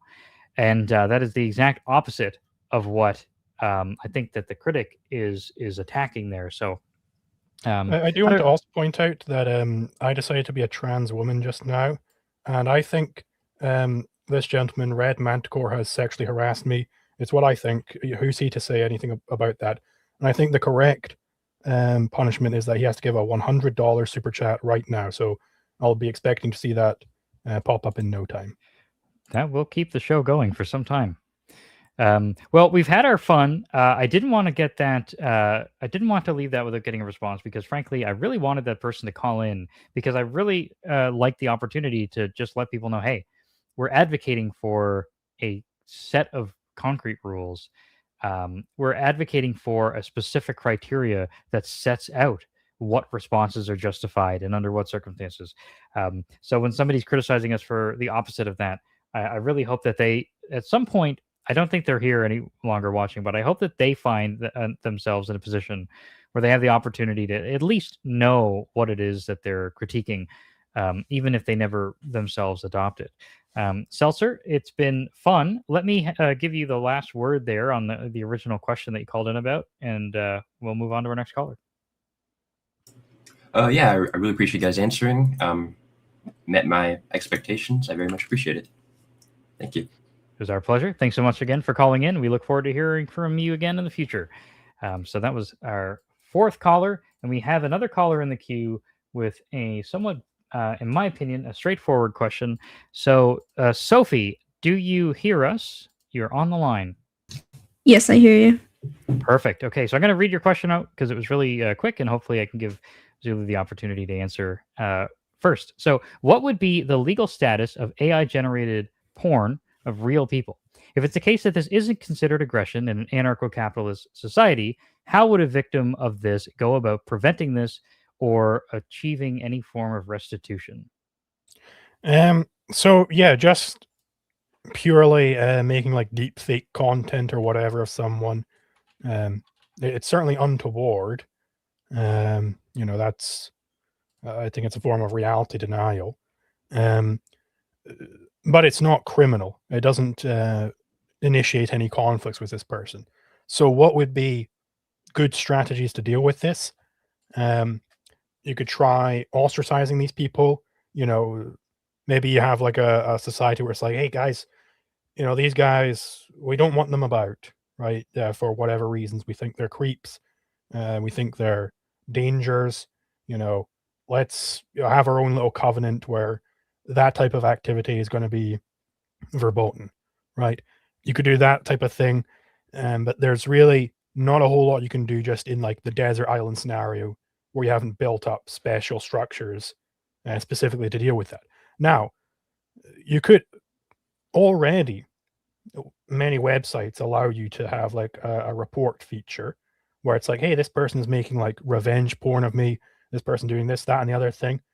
I don't see why that couldn't continue for like legitimate above board websites where people tend to like to spend their time. Now, it's definitely possible right now for me to make a server with a website hosted on it where anybody can post anything they want. That's going to tend to not be a place where people want to go and spend their time. So I don't think it's too much of an issue for the law to deal with. What do you think of that answer? Yeah, that's sort of what I assumed. I just wanted to know, like, if basically with the status of like revenge porn and stuff like that would be. I have a sort of alternate question that is also sort of quick, but is this basically, would this have the same status as if like you slept with someone, or like not even if you slept with someone, but like it basically if someone took like an actual picture of you like naked without your permission? Is it the exact same thing? Yes, it would be the same thing, but with taking actual pictures, you could potentially get more protection from that because you could trespass them from the property. If this is like a private area and they've like snuck cameras in, you would definitely expect like a gym changing room or something. Then you definitely expect that person gets trespassed from the property, banned from the institute, and probably much even more likely to get ostracized because this is like, well, this person's like sneaking in and is a potential predator for people. You don't want them about, right? Definitely not. Especially, I should emphasize too, like one unique quirk about anarcho-capitalism here, or at least a theory of coherent property rights, is that if Zulu's correct, he is, that you could trespass such a person from your property. If you are under the impression, like, if you have a party, right? Somebody at your party starts acting out, and you trespass them, then you're in sort of a different situation there than if you are awoken in the middle of the night by a home invader. So let's start with a home invader. There's all kinds of nasty things that can happen with a home invader. Having photos taken of you is certainly one of them. But since you're justified in trespassing them, if this person is in this environment that we're advocating for, well, they're going to have a very, very high incentive to not do this in the first place. And as soon as they're discovered, get out of there as fast as possible and stop what they're doing, because you could shoot them, right, without essentially any worry in the world about that causing complications for you. Certainly, you couldn't do that, for example, in Canada. If you're at a party, you're not going to be able to say, "Hey, I don't like you here anymore. I'm going to remove you using my shotgun first." But you can escalate your protection of your property to whatever point is objectively necessary to get them to stop. So if you are having a party and people are refusing to leave, then you could get there eventually. My point is only to say that the possibility of defending yourself in those ways is something that doesn't really seem to, certainly not with any great frequency, appear in any other systems, legal systems, that is. I do want to point out as well, this topic I think really deserves just a little bit of lip service to say, like, we're not victim blaming, but we do think that the legal question is a very precise domain. And in that question, in legal questions, it really needs to be said that there are things you need to do in many cases to take responsibility for this. So when we get questions like this, we don't normally get questions like this on the show, but we get questions like this fairly often in the Discord. You develop a hypothetical and you discover in the hypothetical that it's often the case that somebody has presented a hypothetical where the victim has been very irresponsible. Again, not at all victim blaming, but these things need to be taken account of. If you have property, it's your responsibility to defend it. Your body is obviously your most essential property. One final thing to say, if I may have as many tangents as I'm taking, we've been the victims of some of these rather not so nice AI generated images ourselves. Not surprising for anyone to hear. I mean, even just in this show, we've been taking increasingly effective security measures. And in this show, we've had people getting in behind the scenes and trying to cause disruption. It's very common. It's certainly been the case in our Discord server. And part of that has been people generating AI images that are very unflattering and inappropriate at times. But I think, and I know this isn't going to work for everybody, but my own personal advice would be to anyone who's concerned about this, I have found that it is important to contextualize the actions the other people are taking and realize that they are essentially, in order to keep bothering you, like Sulu said, you ostracize these people, you stop talking to them, you keep them away from your online spaces, your real life spaces. We've got people here, for me personally, who still make an effort to circumvent our identity protection stuff and send messages that are unflattering, of the kind that we're discussing here in this call. And it takes them a lot of effort to do that, and it takes me very little effort to just ignore it. Not that I laugh it off. I don't care. But at the end of the day, it doesn't have any like physical constraint on me. And for that reason, I think maybe this is too cutesy to be useful for everybody. But I think in a natural selection way, they're wasting huge amounts of their own time and energy to launch an attack against us that is ultimately completely pointless.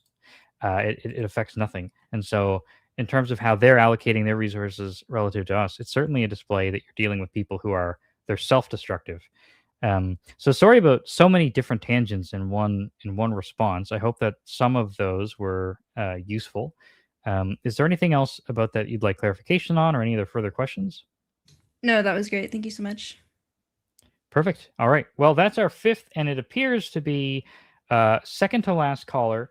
I think our next caller potentially may have had their question answered already and missed it as a text question. So Zulu, I'm going to read this out to you. Tell me if this sounds familiar. Would it be moral to press a hypothetical button that gets rid of scarcity, or is that immoral since it would be changing everybody's nature? That sounds a lot like something we addressed earlier. I think we touched on that, but we went down a different path with it, I think. So I suppose the question is would it be immoral to make contradictions true? Yes and no. Contradictions are true at that point. There is no philosophy any longer can exist. Perfect. Well, we'll make it a quick one then. We'll pull up Doug. You're on the air. Can you hear us? Yes, I can. Can you hear me? Got you. We certainly can. All right. So we've got your question. It has to do with whether or not it's immoral to press a scarcity removing button. Zulu gave a quick treatment of that. I would say that it's a really, really difficult question to comprehend. If it's the case that our lives as rational beings can continue, I would contend it might not be. If there is no scarcity, then there can essentially not be change. So I don't know that we could be any kind of we couldn't have any kind of existence that I can comprehend because we couldn't change states from moment to moment. And I think that wouldn't even. I don't think that it means that we'd be locked in a particular state, but rather I think that the existence that we have as rational beings, as beings that experience anything at um, all of the systems that I understand them, neurologically speaking, biologically speaking, etc., those depend on the changing of states from moment to moment. So scarcity seems to imply everything is of infinite abundance. You wouldn't be able to describe a change in state from one moment to another, or else you'd have to imply that something is scarce. So to me, it seems that that's impossible. You wouldn't be able to have us. If we put that aside and we say let's consider that concern undetermined, and so perhaps I'm wrong about that. So if it isn't the case that we cease to exist, then I would say the opposite. I would say that removing scarcity would be the best thing you could ever possibly do. That would be the thing that you could do, which would maximize to the greatest extent conceivable our attainment of our most valued ends, because all of our ends would always be attained. So that's my, I think, full answer. Zulu, do you want to expand on what you said earlier? Yeah. The thing is, I think it can go either way with because I think you're correct in terms of the praxeologic analysis, where you couldn't have action to achieve ends because there wouldn't be such a thing as an end you haven't already achieved, because everything is infinitely abundant, right? Because if you had to act to achieve ends, well, that is a type of scarcity. But maybe everything has changed as like the Heraclitean world that he imagines. So it's very, or maybe nothing changes, like the world of forms that Plato imagines. It's very difficult to really conceive of. There is no answer to it, really. There is no answer you can give on like, well, this is the way things would work. Whoa, hold on. That is the way things would work. That is the law of identity. This is how it is, right? But you've got to get rid of that. So you can't say this is how the way things would work. There is nothing you can really say about it. The world of no scarcity. There's only you can only remove scarcity from a given limited analysis to see how it would differ to highlight what's going on with scarcity. You could say, well, the Garden of Eden analysis, like if you could just have, I could stand in a place and you could stand in the same place and so on and so forth, to highlight what you're talking about when it comes to law. But if you really try and say this is positively what the world would look like if there were such a thing as contradictions, you don't get anywhere, because the second you try and pin it down, whoopsie-daisies, you're using the law of identity there. You're not allowed to use that. So, yeah, it's really, for a comprehensive analysis of the world without scarcity, it's impossible.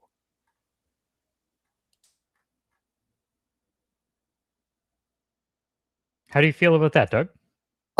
Yeah, in my original question, I said I'm pretty sure it was just incomprehensible. Like Zulu was saying, it violates the laws of logic. Like, how can this work? But I feel like my real intention is, would pressing the button be good? In a world where there's still scarcity, you can make it a world without scarcity. Basically, I feel like the analysis is, do these very minor ends justify the quote unquote ultimate means of basically getting rid of all crime? The thing that I'm like thinking about with this hypothetical is, how many people's rights are you violating by unconsensually making them infinite? Well, the thing is, it would be both good and bad, and neither, and both. Like, there is nothing you can say on the morality of eliminating scarcity.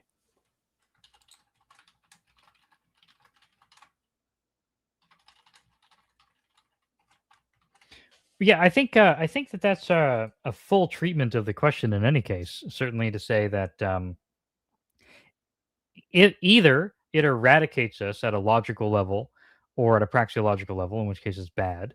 And if you assume, like Zulu described, where there's some sort of Garden of Eden conception that we can somehow continue to exist as actors, but we're in that no scarcity state, then it would be a good thing. But these things are so abstracted out that it's difficult to pin down what utility there is. Like, so for example, in a book like Man, Economy, and Fate, they ask all kinds of questions. The evenly rotating economy is one such construction where we remove things. We remove uncertainty about the future. We remove, in a different construction, we remove time.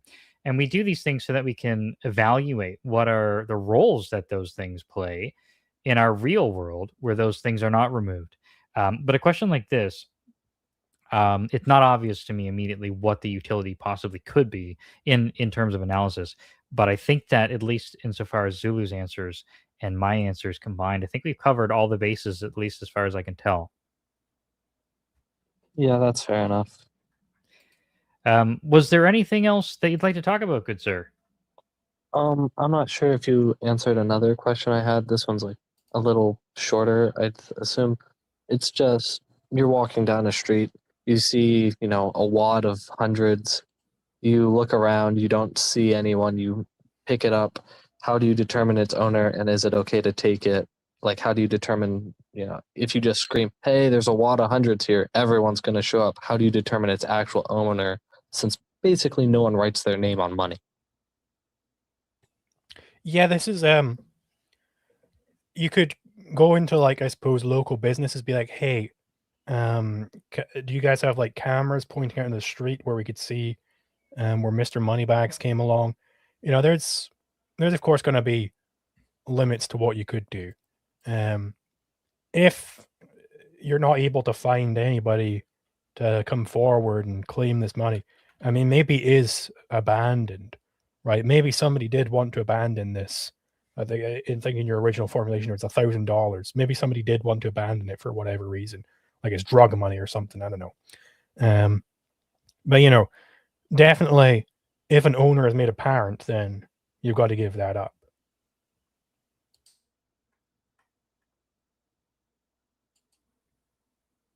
Yep, that would be my answer as well. All right, thank you very much. Perfect. Thanks so much for calling in. We appreciate the questions, and despite appearances, I do enjoy the more radical hypotheticals as well, because I think that there's always an opportunity for something of value to be discussed there.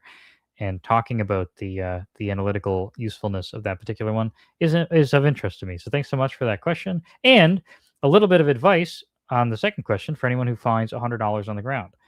My advice is just don't tell anybody. Just kidding. Maybe. So we've got another caller coming in now. If it's a briefcase or a duffel bag full of $100,000 and there's smatterings of white powder on it, maybe run away. With the duffel bag. Yeah, with the duffel bag and the free cocaine. Yeah, I watched this movie called No Country for Old Men, and it worked out well for that guy. So I think we've got there's good precedent there. All right, so we've got more callers, so we'll keep going through them. We've actually got Alexi back with an interesting question that I think does deserve to be answered. I always encourage people to call back in if they've got follow-up questions. Alexi, I'm going to answer the question first, and then we'll pull you up. So we'll let you know when you are audible. The question was written as such. It's a question about libertarian praxis. How should we treat government debt? Should we prioritize agorism or politics and voting? How should the central bank be dismantled or made private? And should we treat the spread, how should we treat the spread of cancer that is contractual NAP? And the contractual NAP statement was made in scare quotes. So I'll answer really quickly. I do advertise both for a form of agorism and politics. I've met agorists who are absolute with, in order to be an agorist, you cannot participate in any sense. That is not the form of agorism that I think I would find worthy, but a very near is do as absolute maximum amount that you can outside of the state, but also recognize that there's a great amount of virtue in participating in the political system.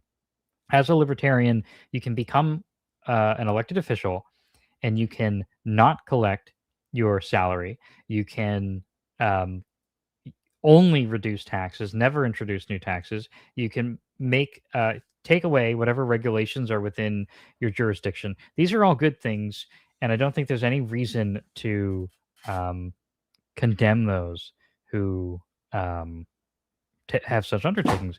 In fact, it's surely the case that, as far as I can tell, that the agorists, in the absolute sense, are enjoying much of the liberties that have been fought for them by those who are participating in the political system still and resisting the ever-encroaching size of the state. That's the only answer I'm going to give. I'm going to leave it up to Zulu to hit the other points, if he will. Yeah, so I think the way you personally should deal with government debt, which I think is the most fundamental stance in ethics, I'm an individualist, you personally should not be buying government bonds, not lending them money, because you have absolutely no way of ensuring that they're going to ever give that back to you. Don't loan the government money, guy, and in anticipation for the fact that there's going to be continually increasing amounts of debt and inflation and all these things. Buy Bitcoin, buy gold, do these things. Get your money outside of the fiat as much as is possible, which is unfortunately you got to do that, but you do got to do that, or else you're just going to keep losing money. So how should we prioritize agorism or politics and voting? Well, so then that's going into the praxis stuff. The most fundamental thing again would be Isaiah's job, reaching the remnant, and there's all sorts of things you can do downstream of that, including trying to detach yourself from government systems and making counter economies. That's certainly fine. And if an amicable vote comes along, then yeah, do it. Go for it. How should the central bank be dismantled or made private? Anyhow, really, anyhow it can be done. Do it. And how should we treat the spread of the cancer that is contractual NEP? Yeah, I think it's winning the arguments. It's getting out there, doing Isaiah's job. It's showing that, well, the concept of a contract is logically flows from the concept of property, which flows from the non-aggression principle. You can't have contracts about property. It cannot be the primordial answer in your legal theory. I think that's fine enough treatment there.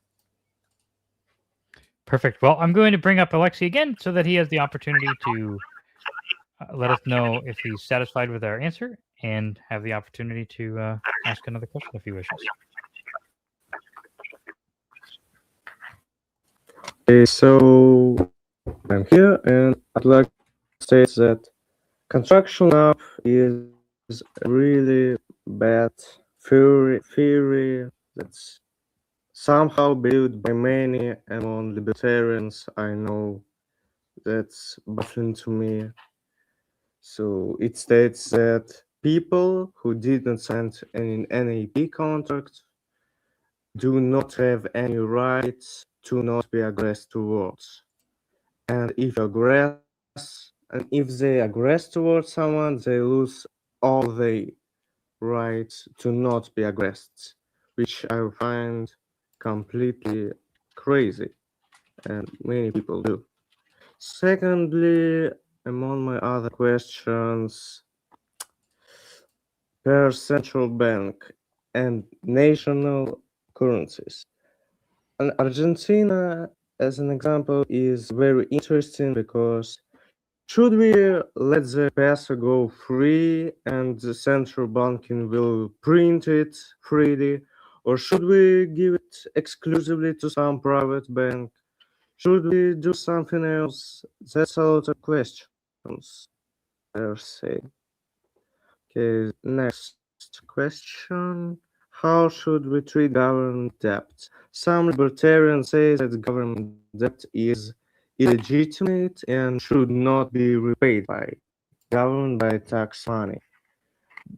If libertarians were to say come to government power, should they repay the debt to individuals, or should they not give the money of individuals to those who government is in debt?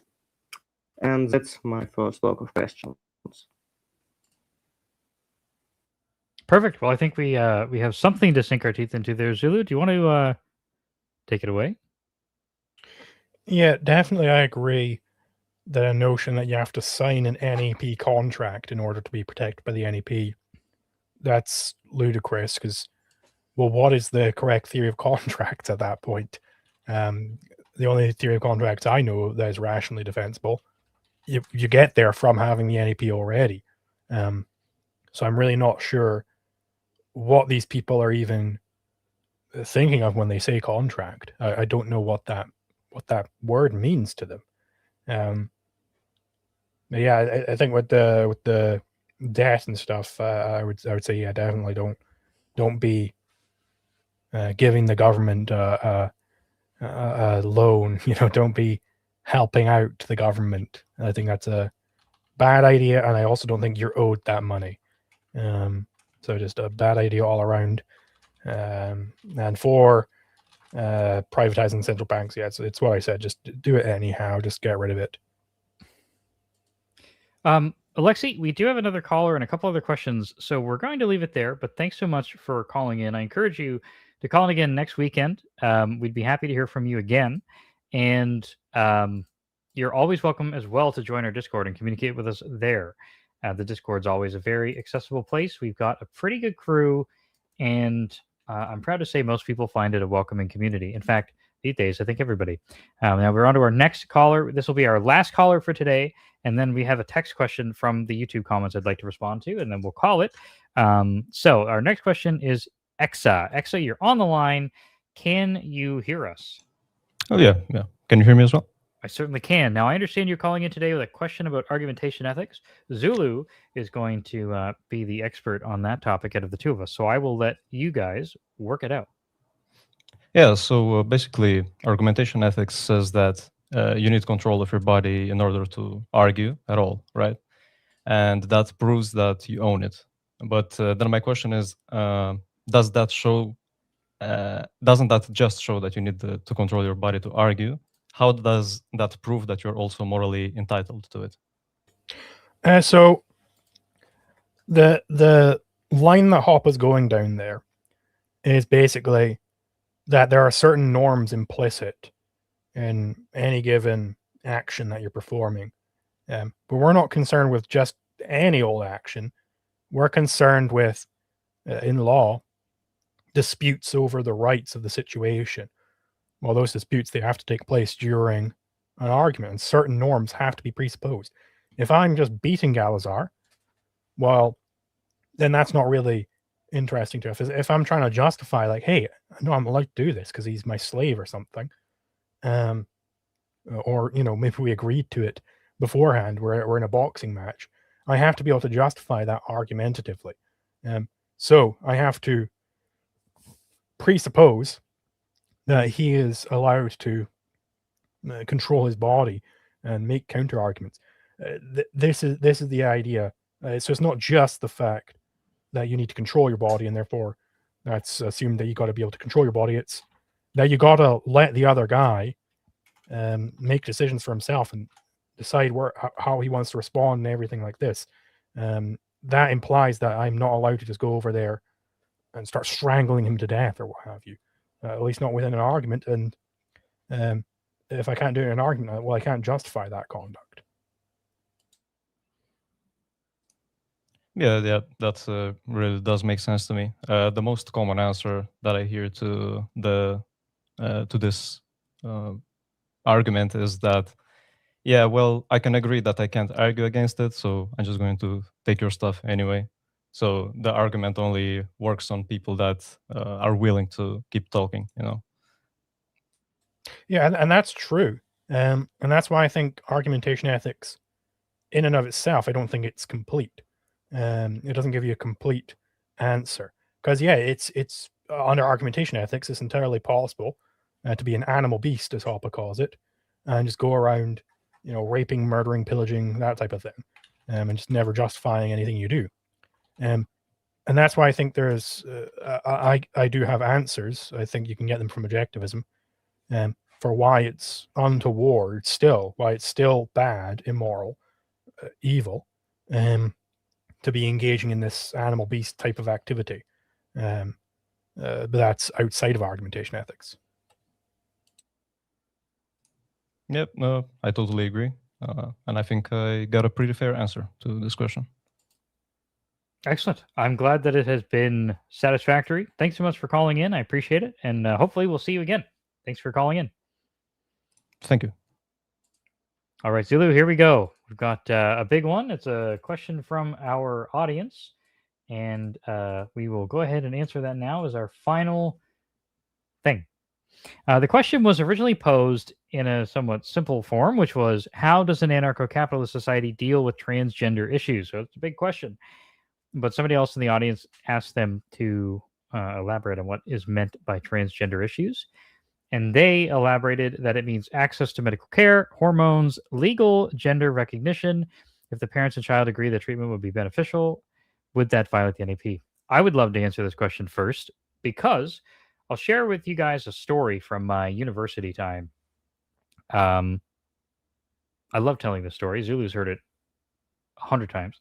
When I was in university, I was in a philosophy class. I'm going to give you guys a really short version. So, but I was in a philosophy class, and the professor had assigned us to groups with the intention of us discussing the question whether or not transgender rights, and specifically they clarified that those rights were that their medical transition costs were covered by the states, were a matter of human rights.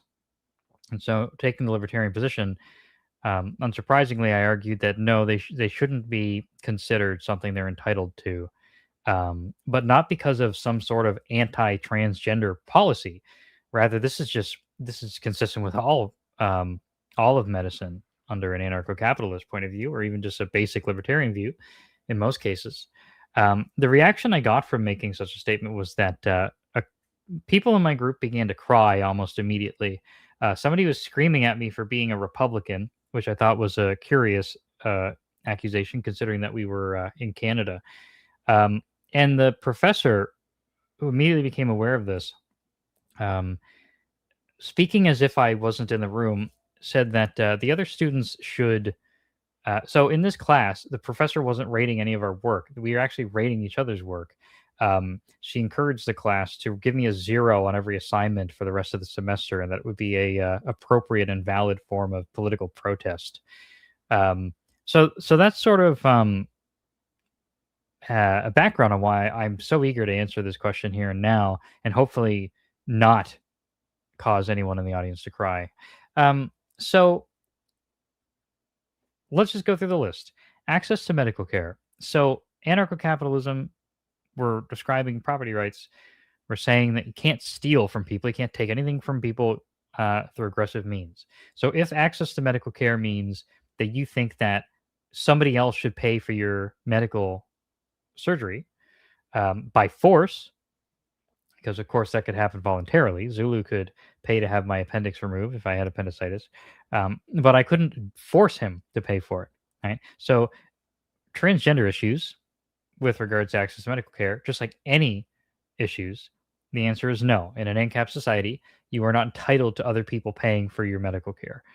Now, hormones was the second bullet point, but it's the same thing. You're not entitled to other people paying for that. Legal gender recognition is an interesting one. I don't think that even means anything without there being a state. It's the state who is using your gender to make decisions about what sports you can play and what you're entitled to. And in an ANCAP society, that's totally irrelevant. So it's just not a thing. There is no such thing as a legal gender recognition, at least not as far in any sense that I could conceive of or anticipate. Now, if the parents and child agree that treatment would be beneficial, would that violate the NAP? That's a really interesting question. It's at this point that I want to hand the question over to Zulu. So what do you think, Zulu? Does this violate the NAP? Yeah, so we have to be precise when we talk about children. The question is children in what domain? Because you're able to mature at different rates in different domains, right? You might be fully capable of deciding whether you want to have your paper round and, cycling around and getting like £1 a day or what have you. But you might not be capable of understanding what is implied by being the guy who goes in and cleans a nuclear reactor. Right? You might not be able to comprehend what exactly that would entail.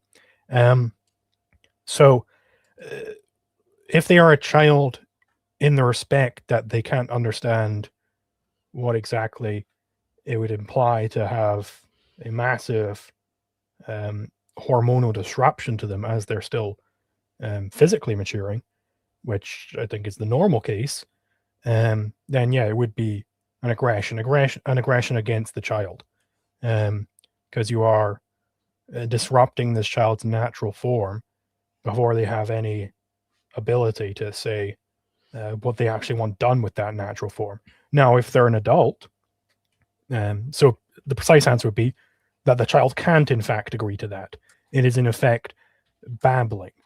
Now, if they're an adult and they want to buy hormones or what have you, that's their right. More power to you, sister. It's not really anybody's concern. And the same goes for if you're like a bodybuilder and you want to buy, testosterone replacement therapy. Sure, go ahead. You're an adult. You can weigh the risks. You can go, well, yes, there are risks that this could cause problems for me. It might shrink my testicles. It might do this type of thing. But I'm willing to take those risks because bodybuilding is like my passion. It's like, okay, go ahead. We are not drug restrictionists here. The same would be for like if you wanted to buy cocaine, because you wanted to have a rager over the weekend. Go ahead, sure, whatever. Free country. But yeah, so I think Galzar has sufficiently answered the rest of the questions there. It has to do a lot with, or at least it reminds me of what we were talking about before with the question. Remember the person who was asking about genetic modification, right? I think that the fetus that is unable to consent to the genetic modification, and we can go over that a little bit if you think it's necessary, just to reiterate what we're talking about. Surely a child is not automatically fully able to consent merely through the incidence of having been born. I think a lot of people think that there's some sort of really, really significant difference between a pre-birth and a post-birth fetus and a child. But being born doesn't automatically make it such that you can consent to everything.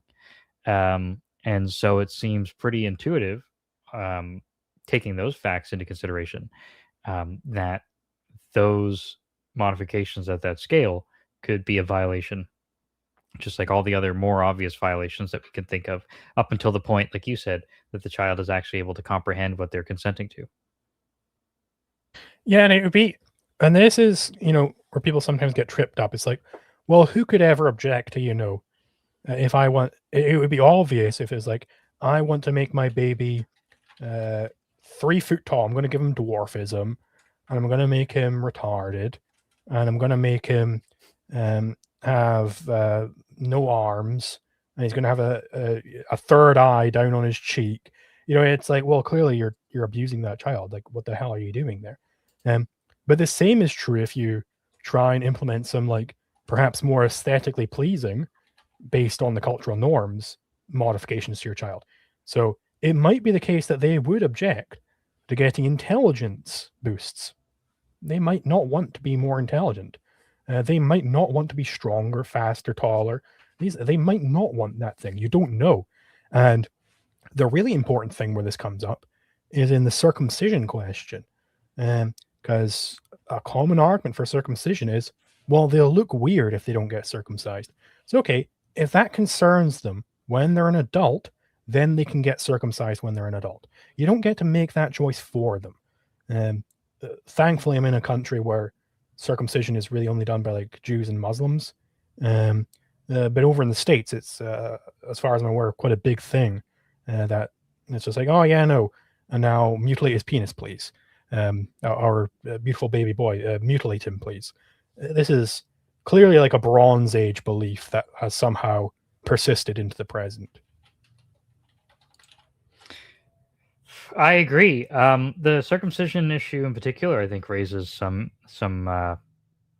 or that's a very potent example. I think it's very close what we're discussing, I was just thinking to myself there whether or not I wanted to go down the avenue of other hypothetical comparisons, like. Well, I think I'll spare. I think we'll leave it to where we're at there, and not overdo it. Well, everybody, I hope that episode was satisfying, because Zulu and I have been sitting here cooking for almost 3 hours now, and it's all for you. It's all for you guys. It's been very fun. We had lots of callers. I'm very grateful for each and every one of you. We've even had some non-Ancap callers, which is refreshing as always.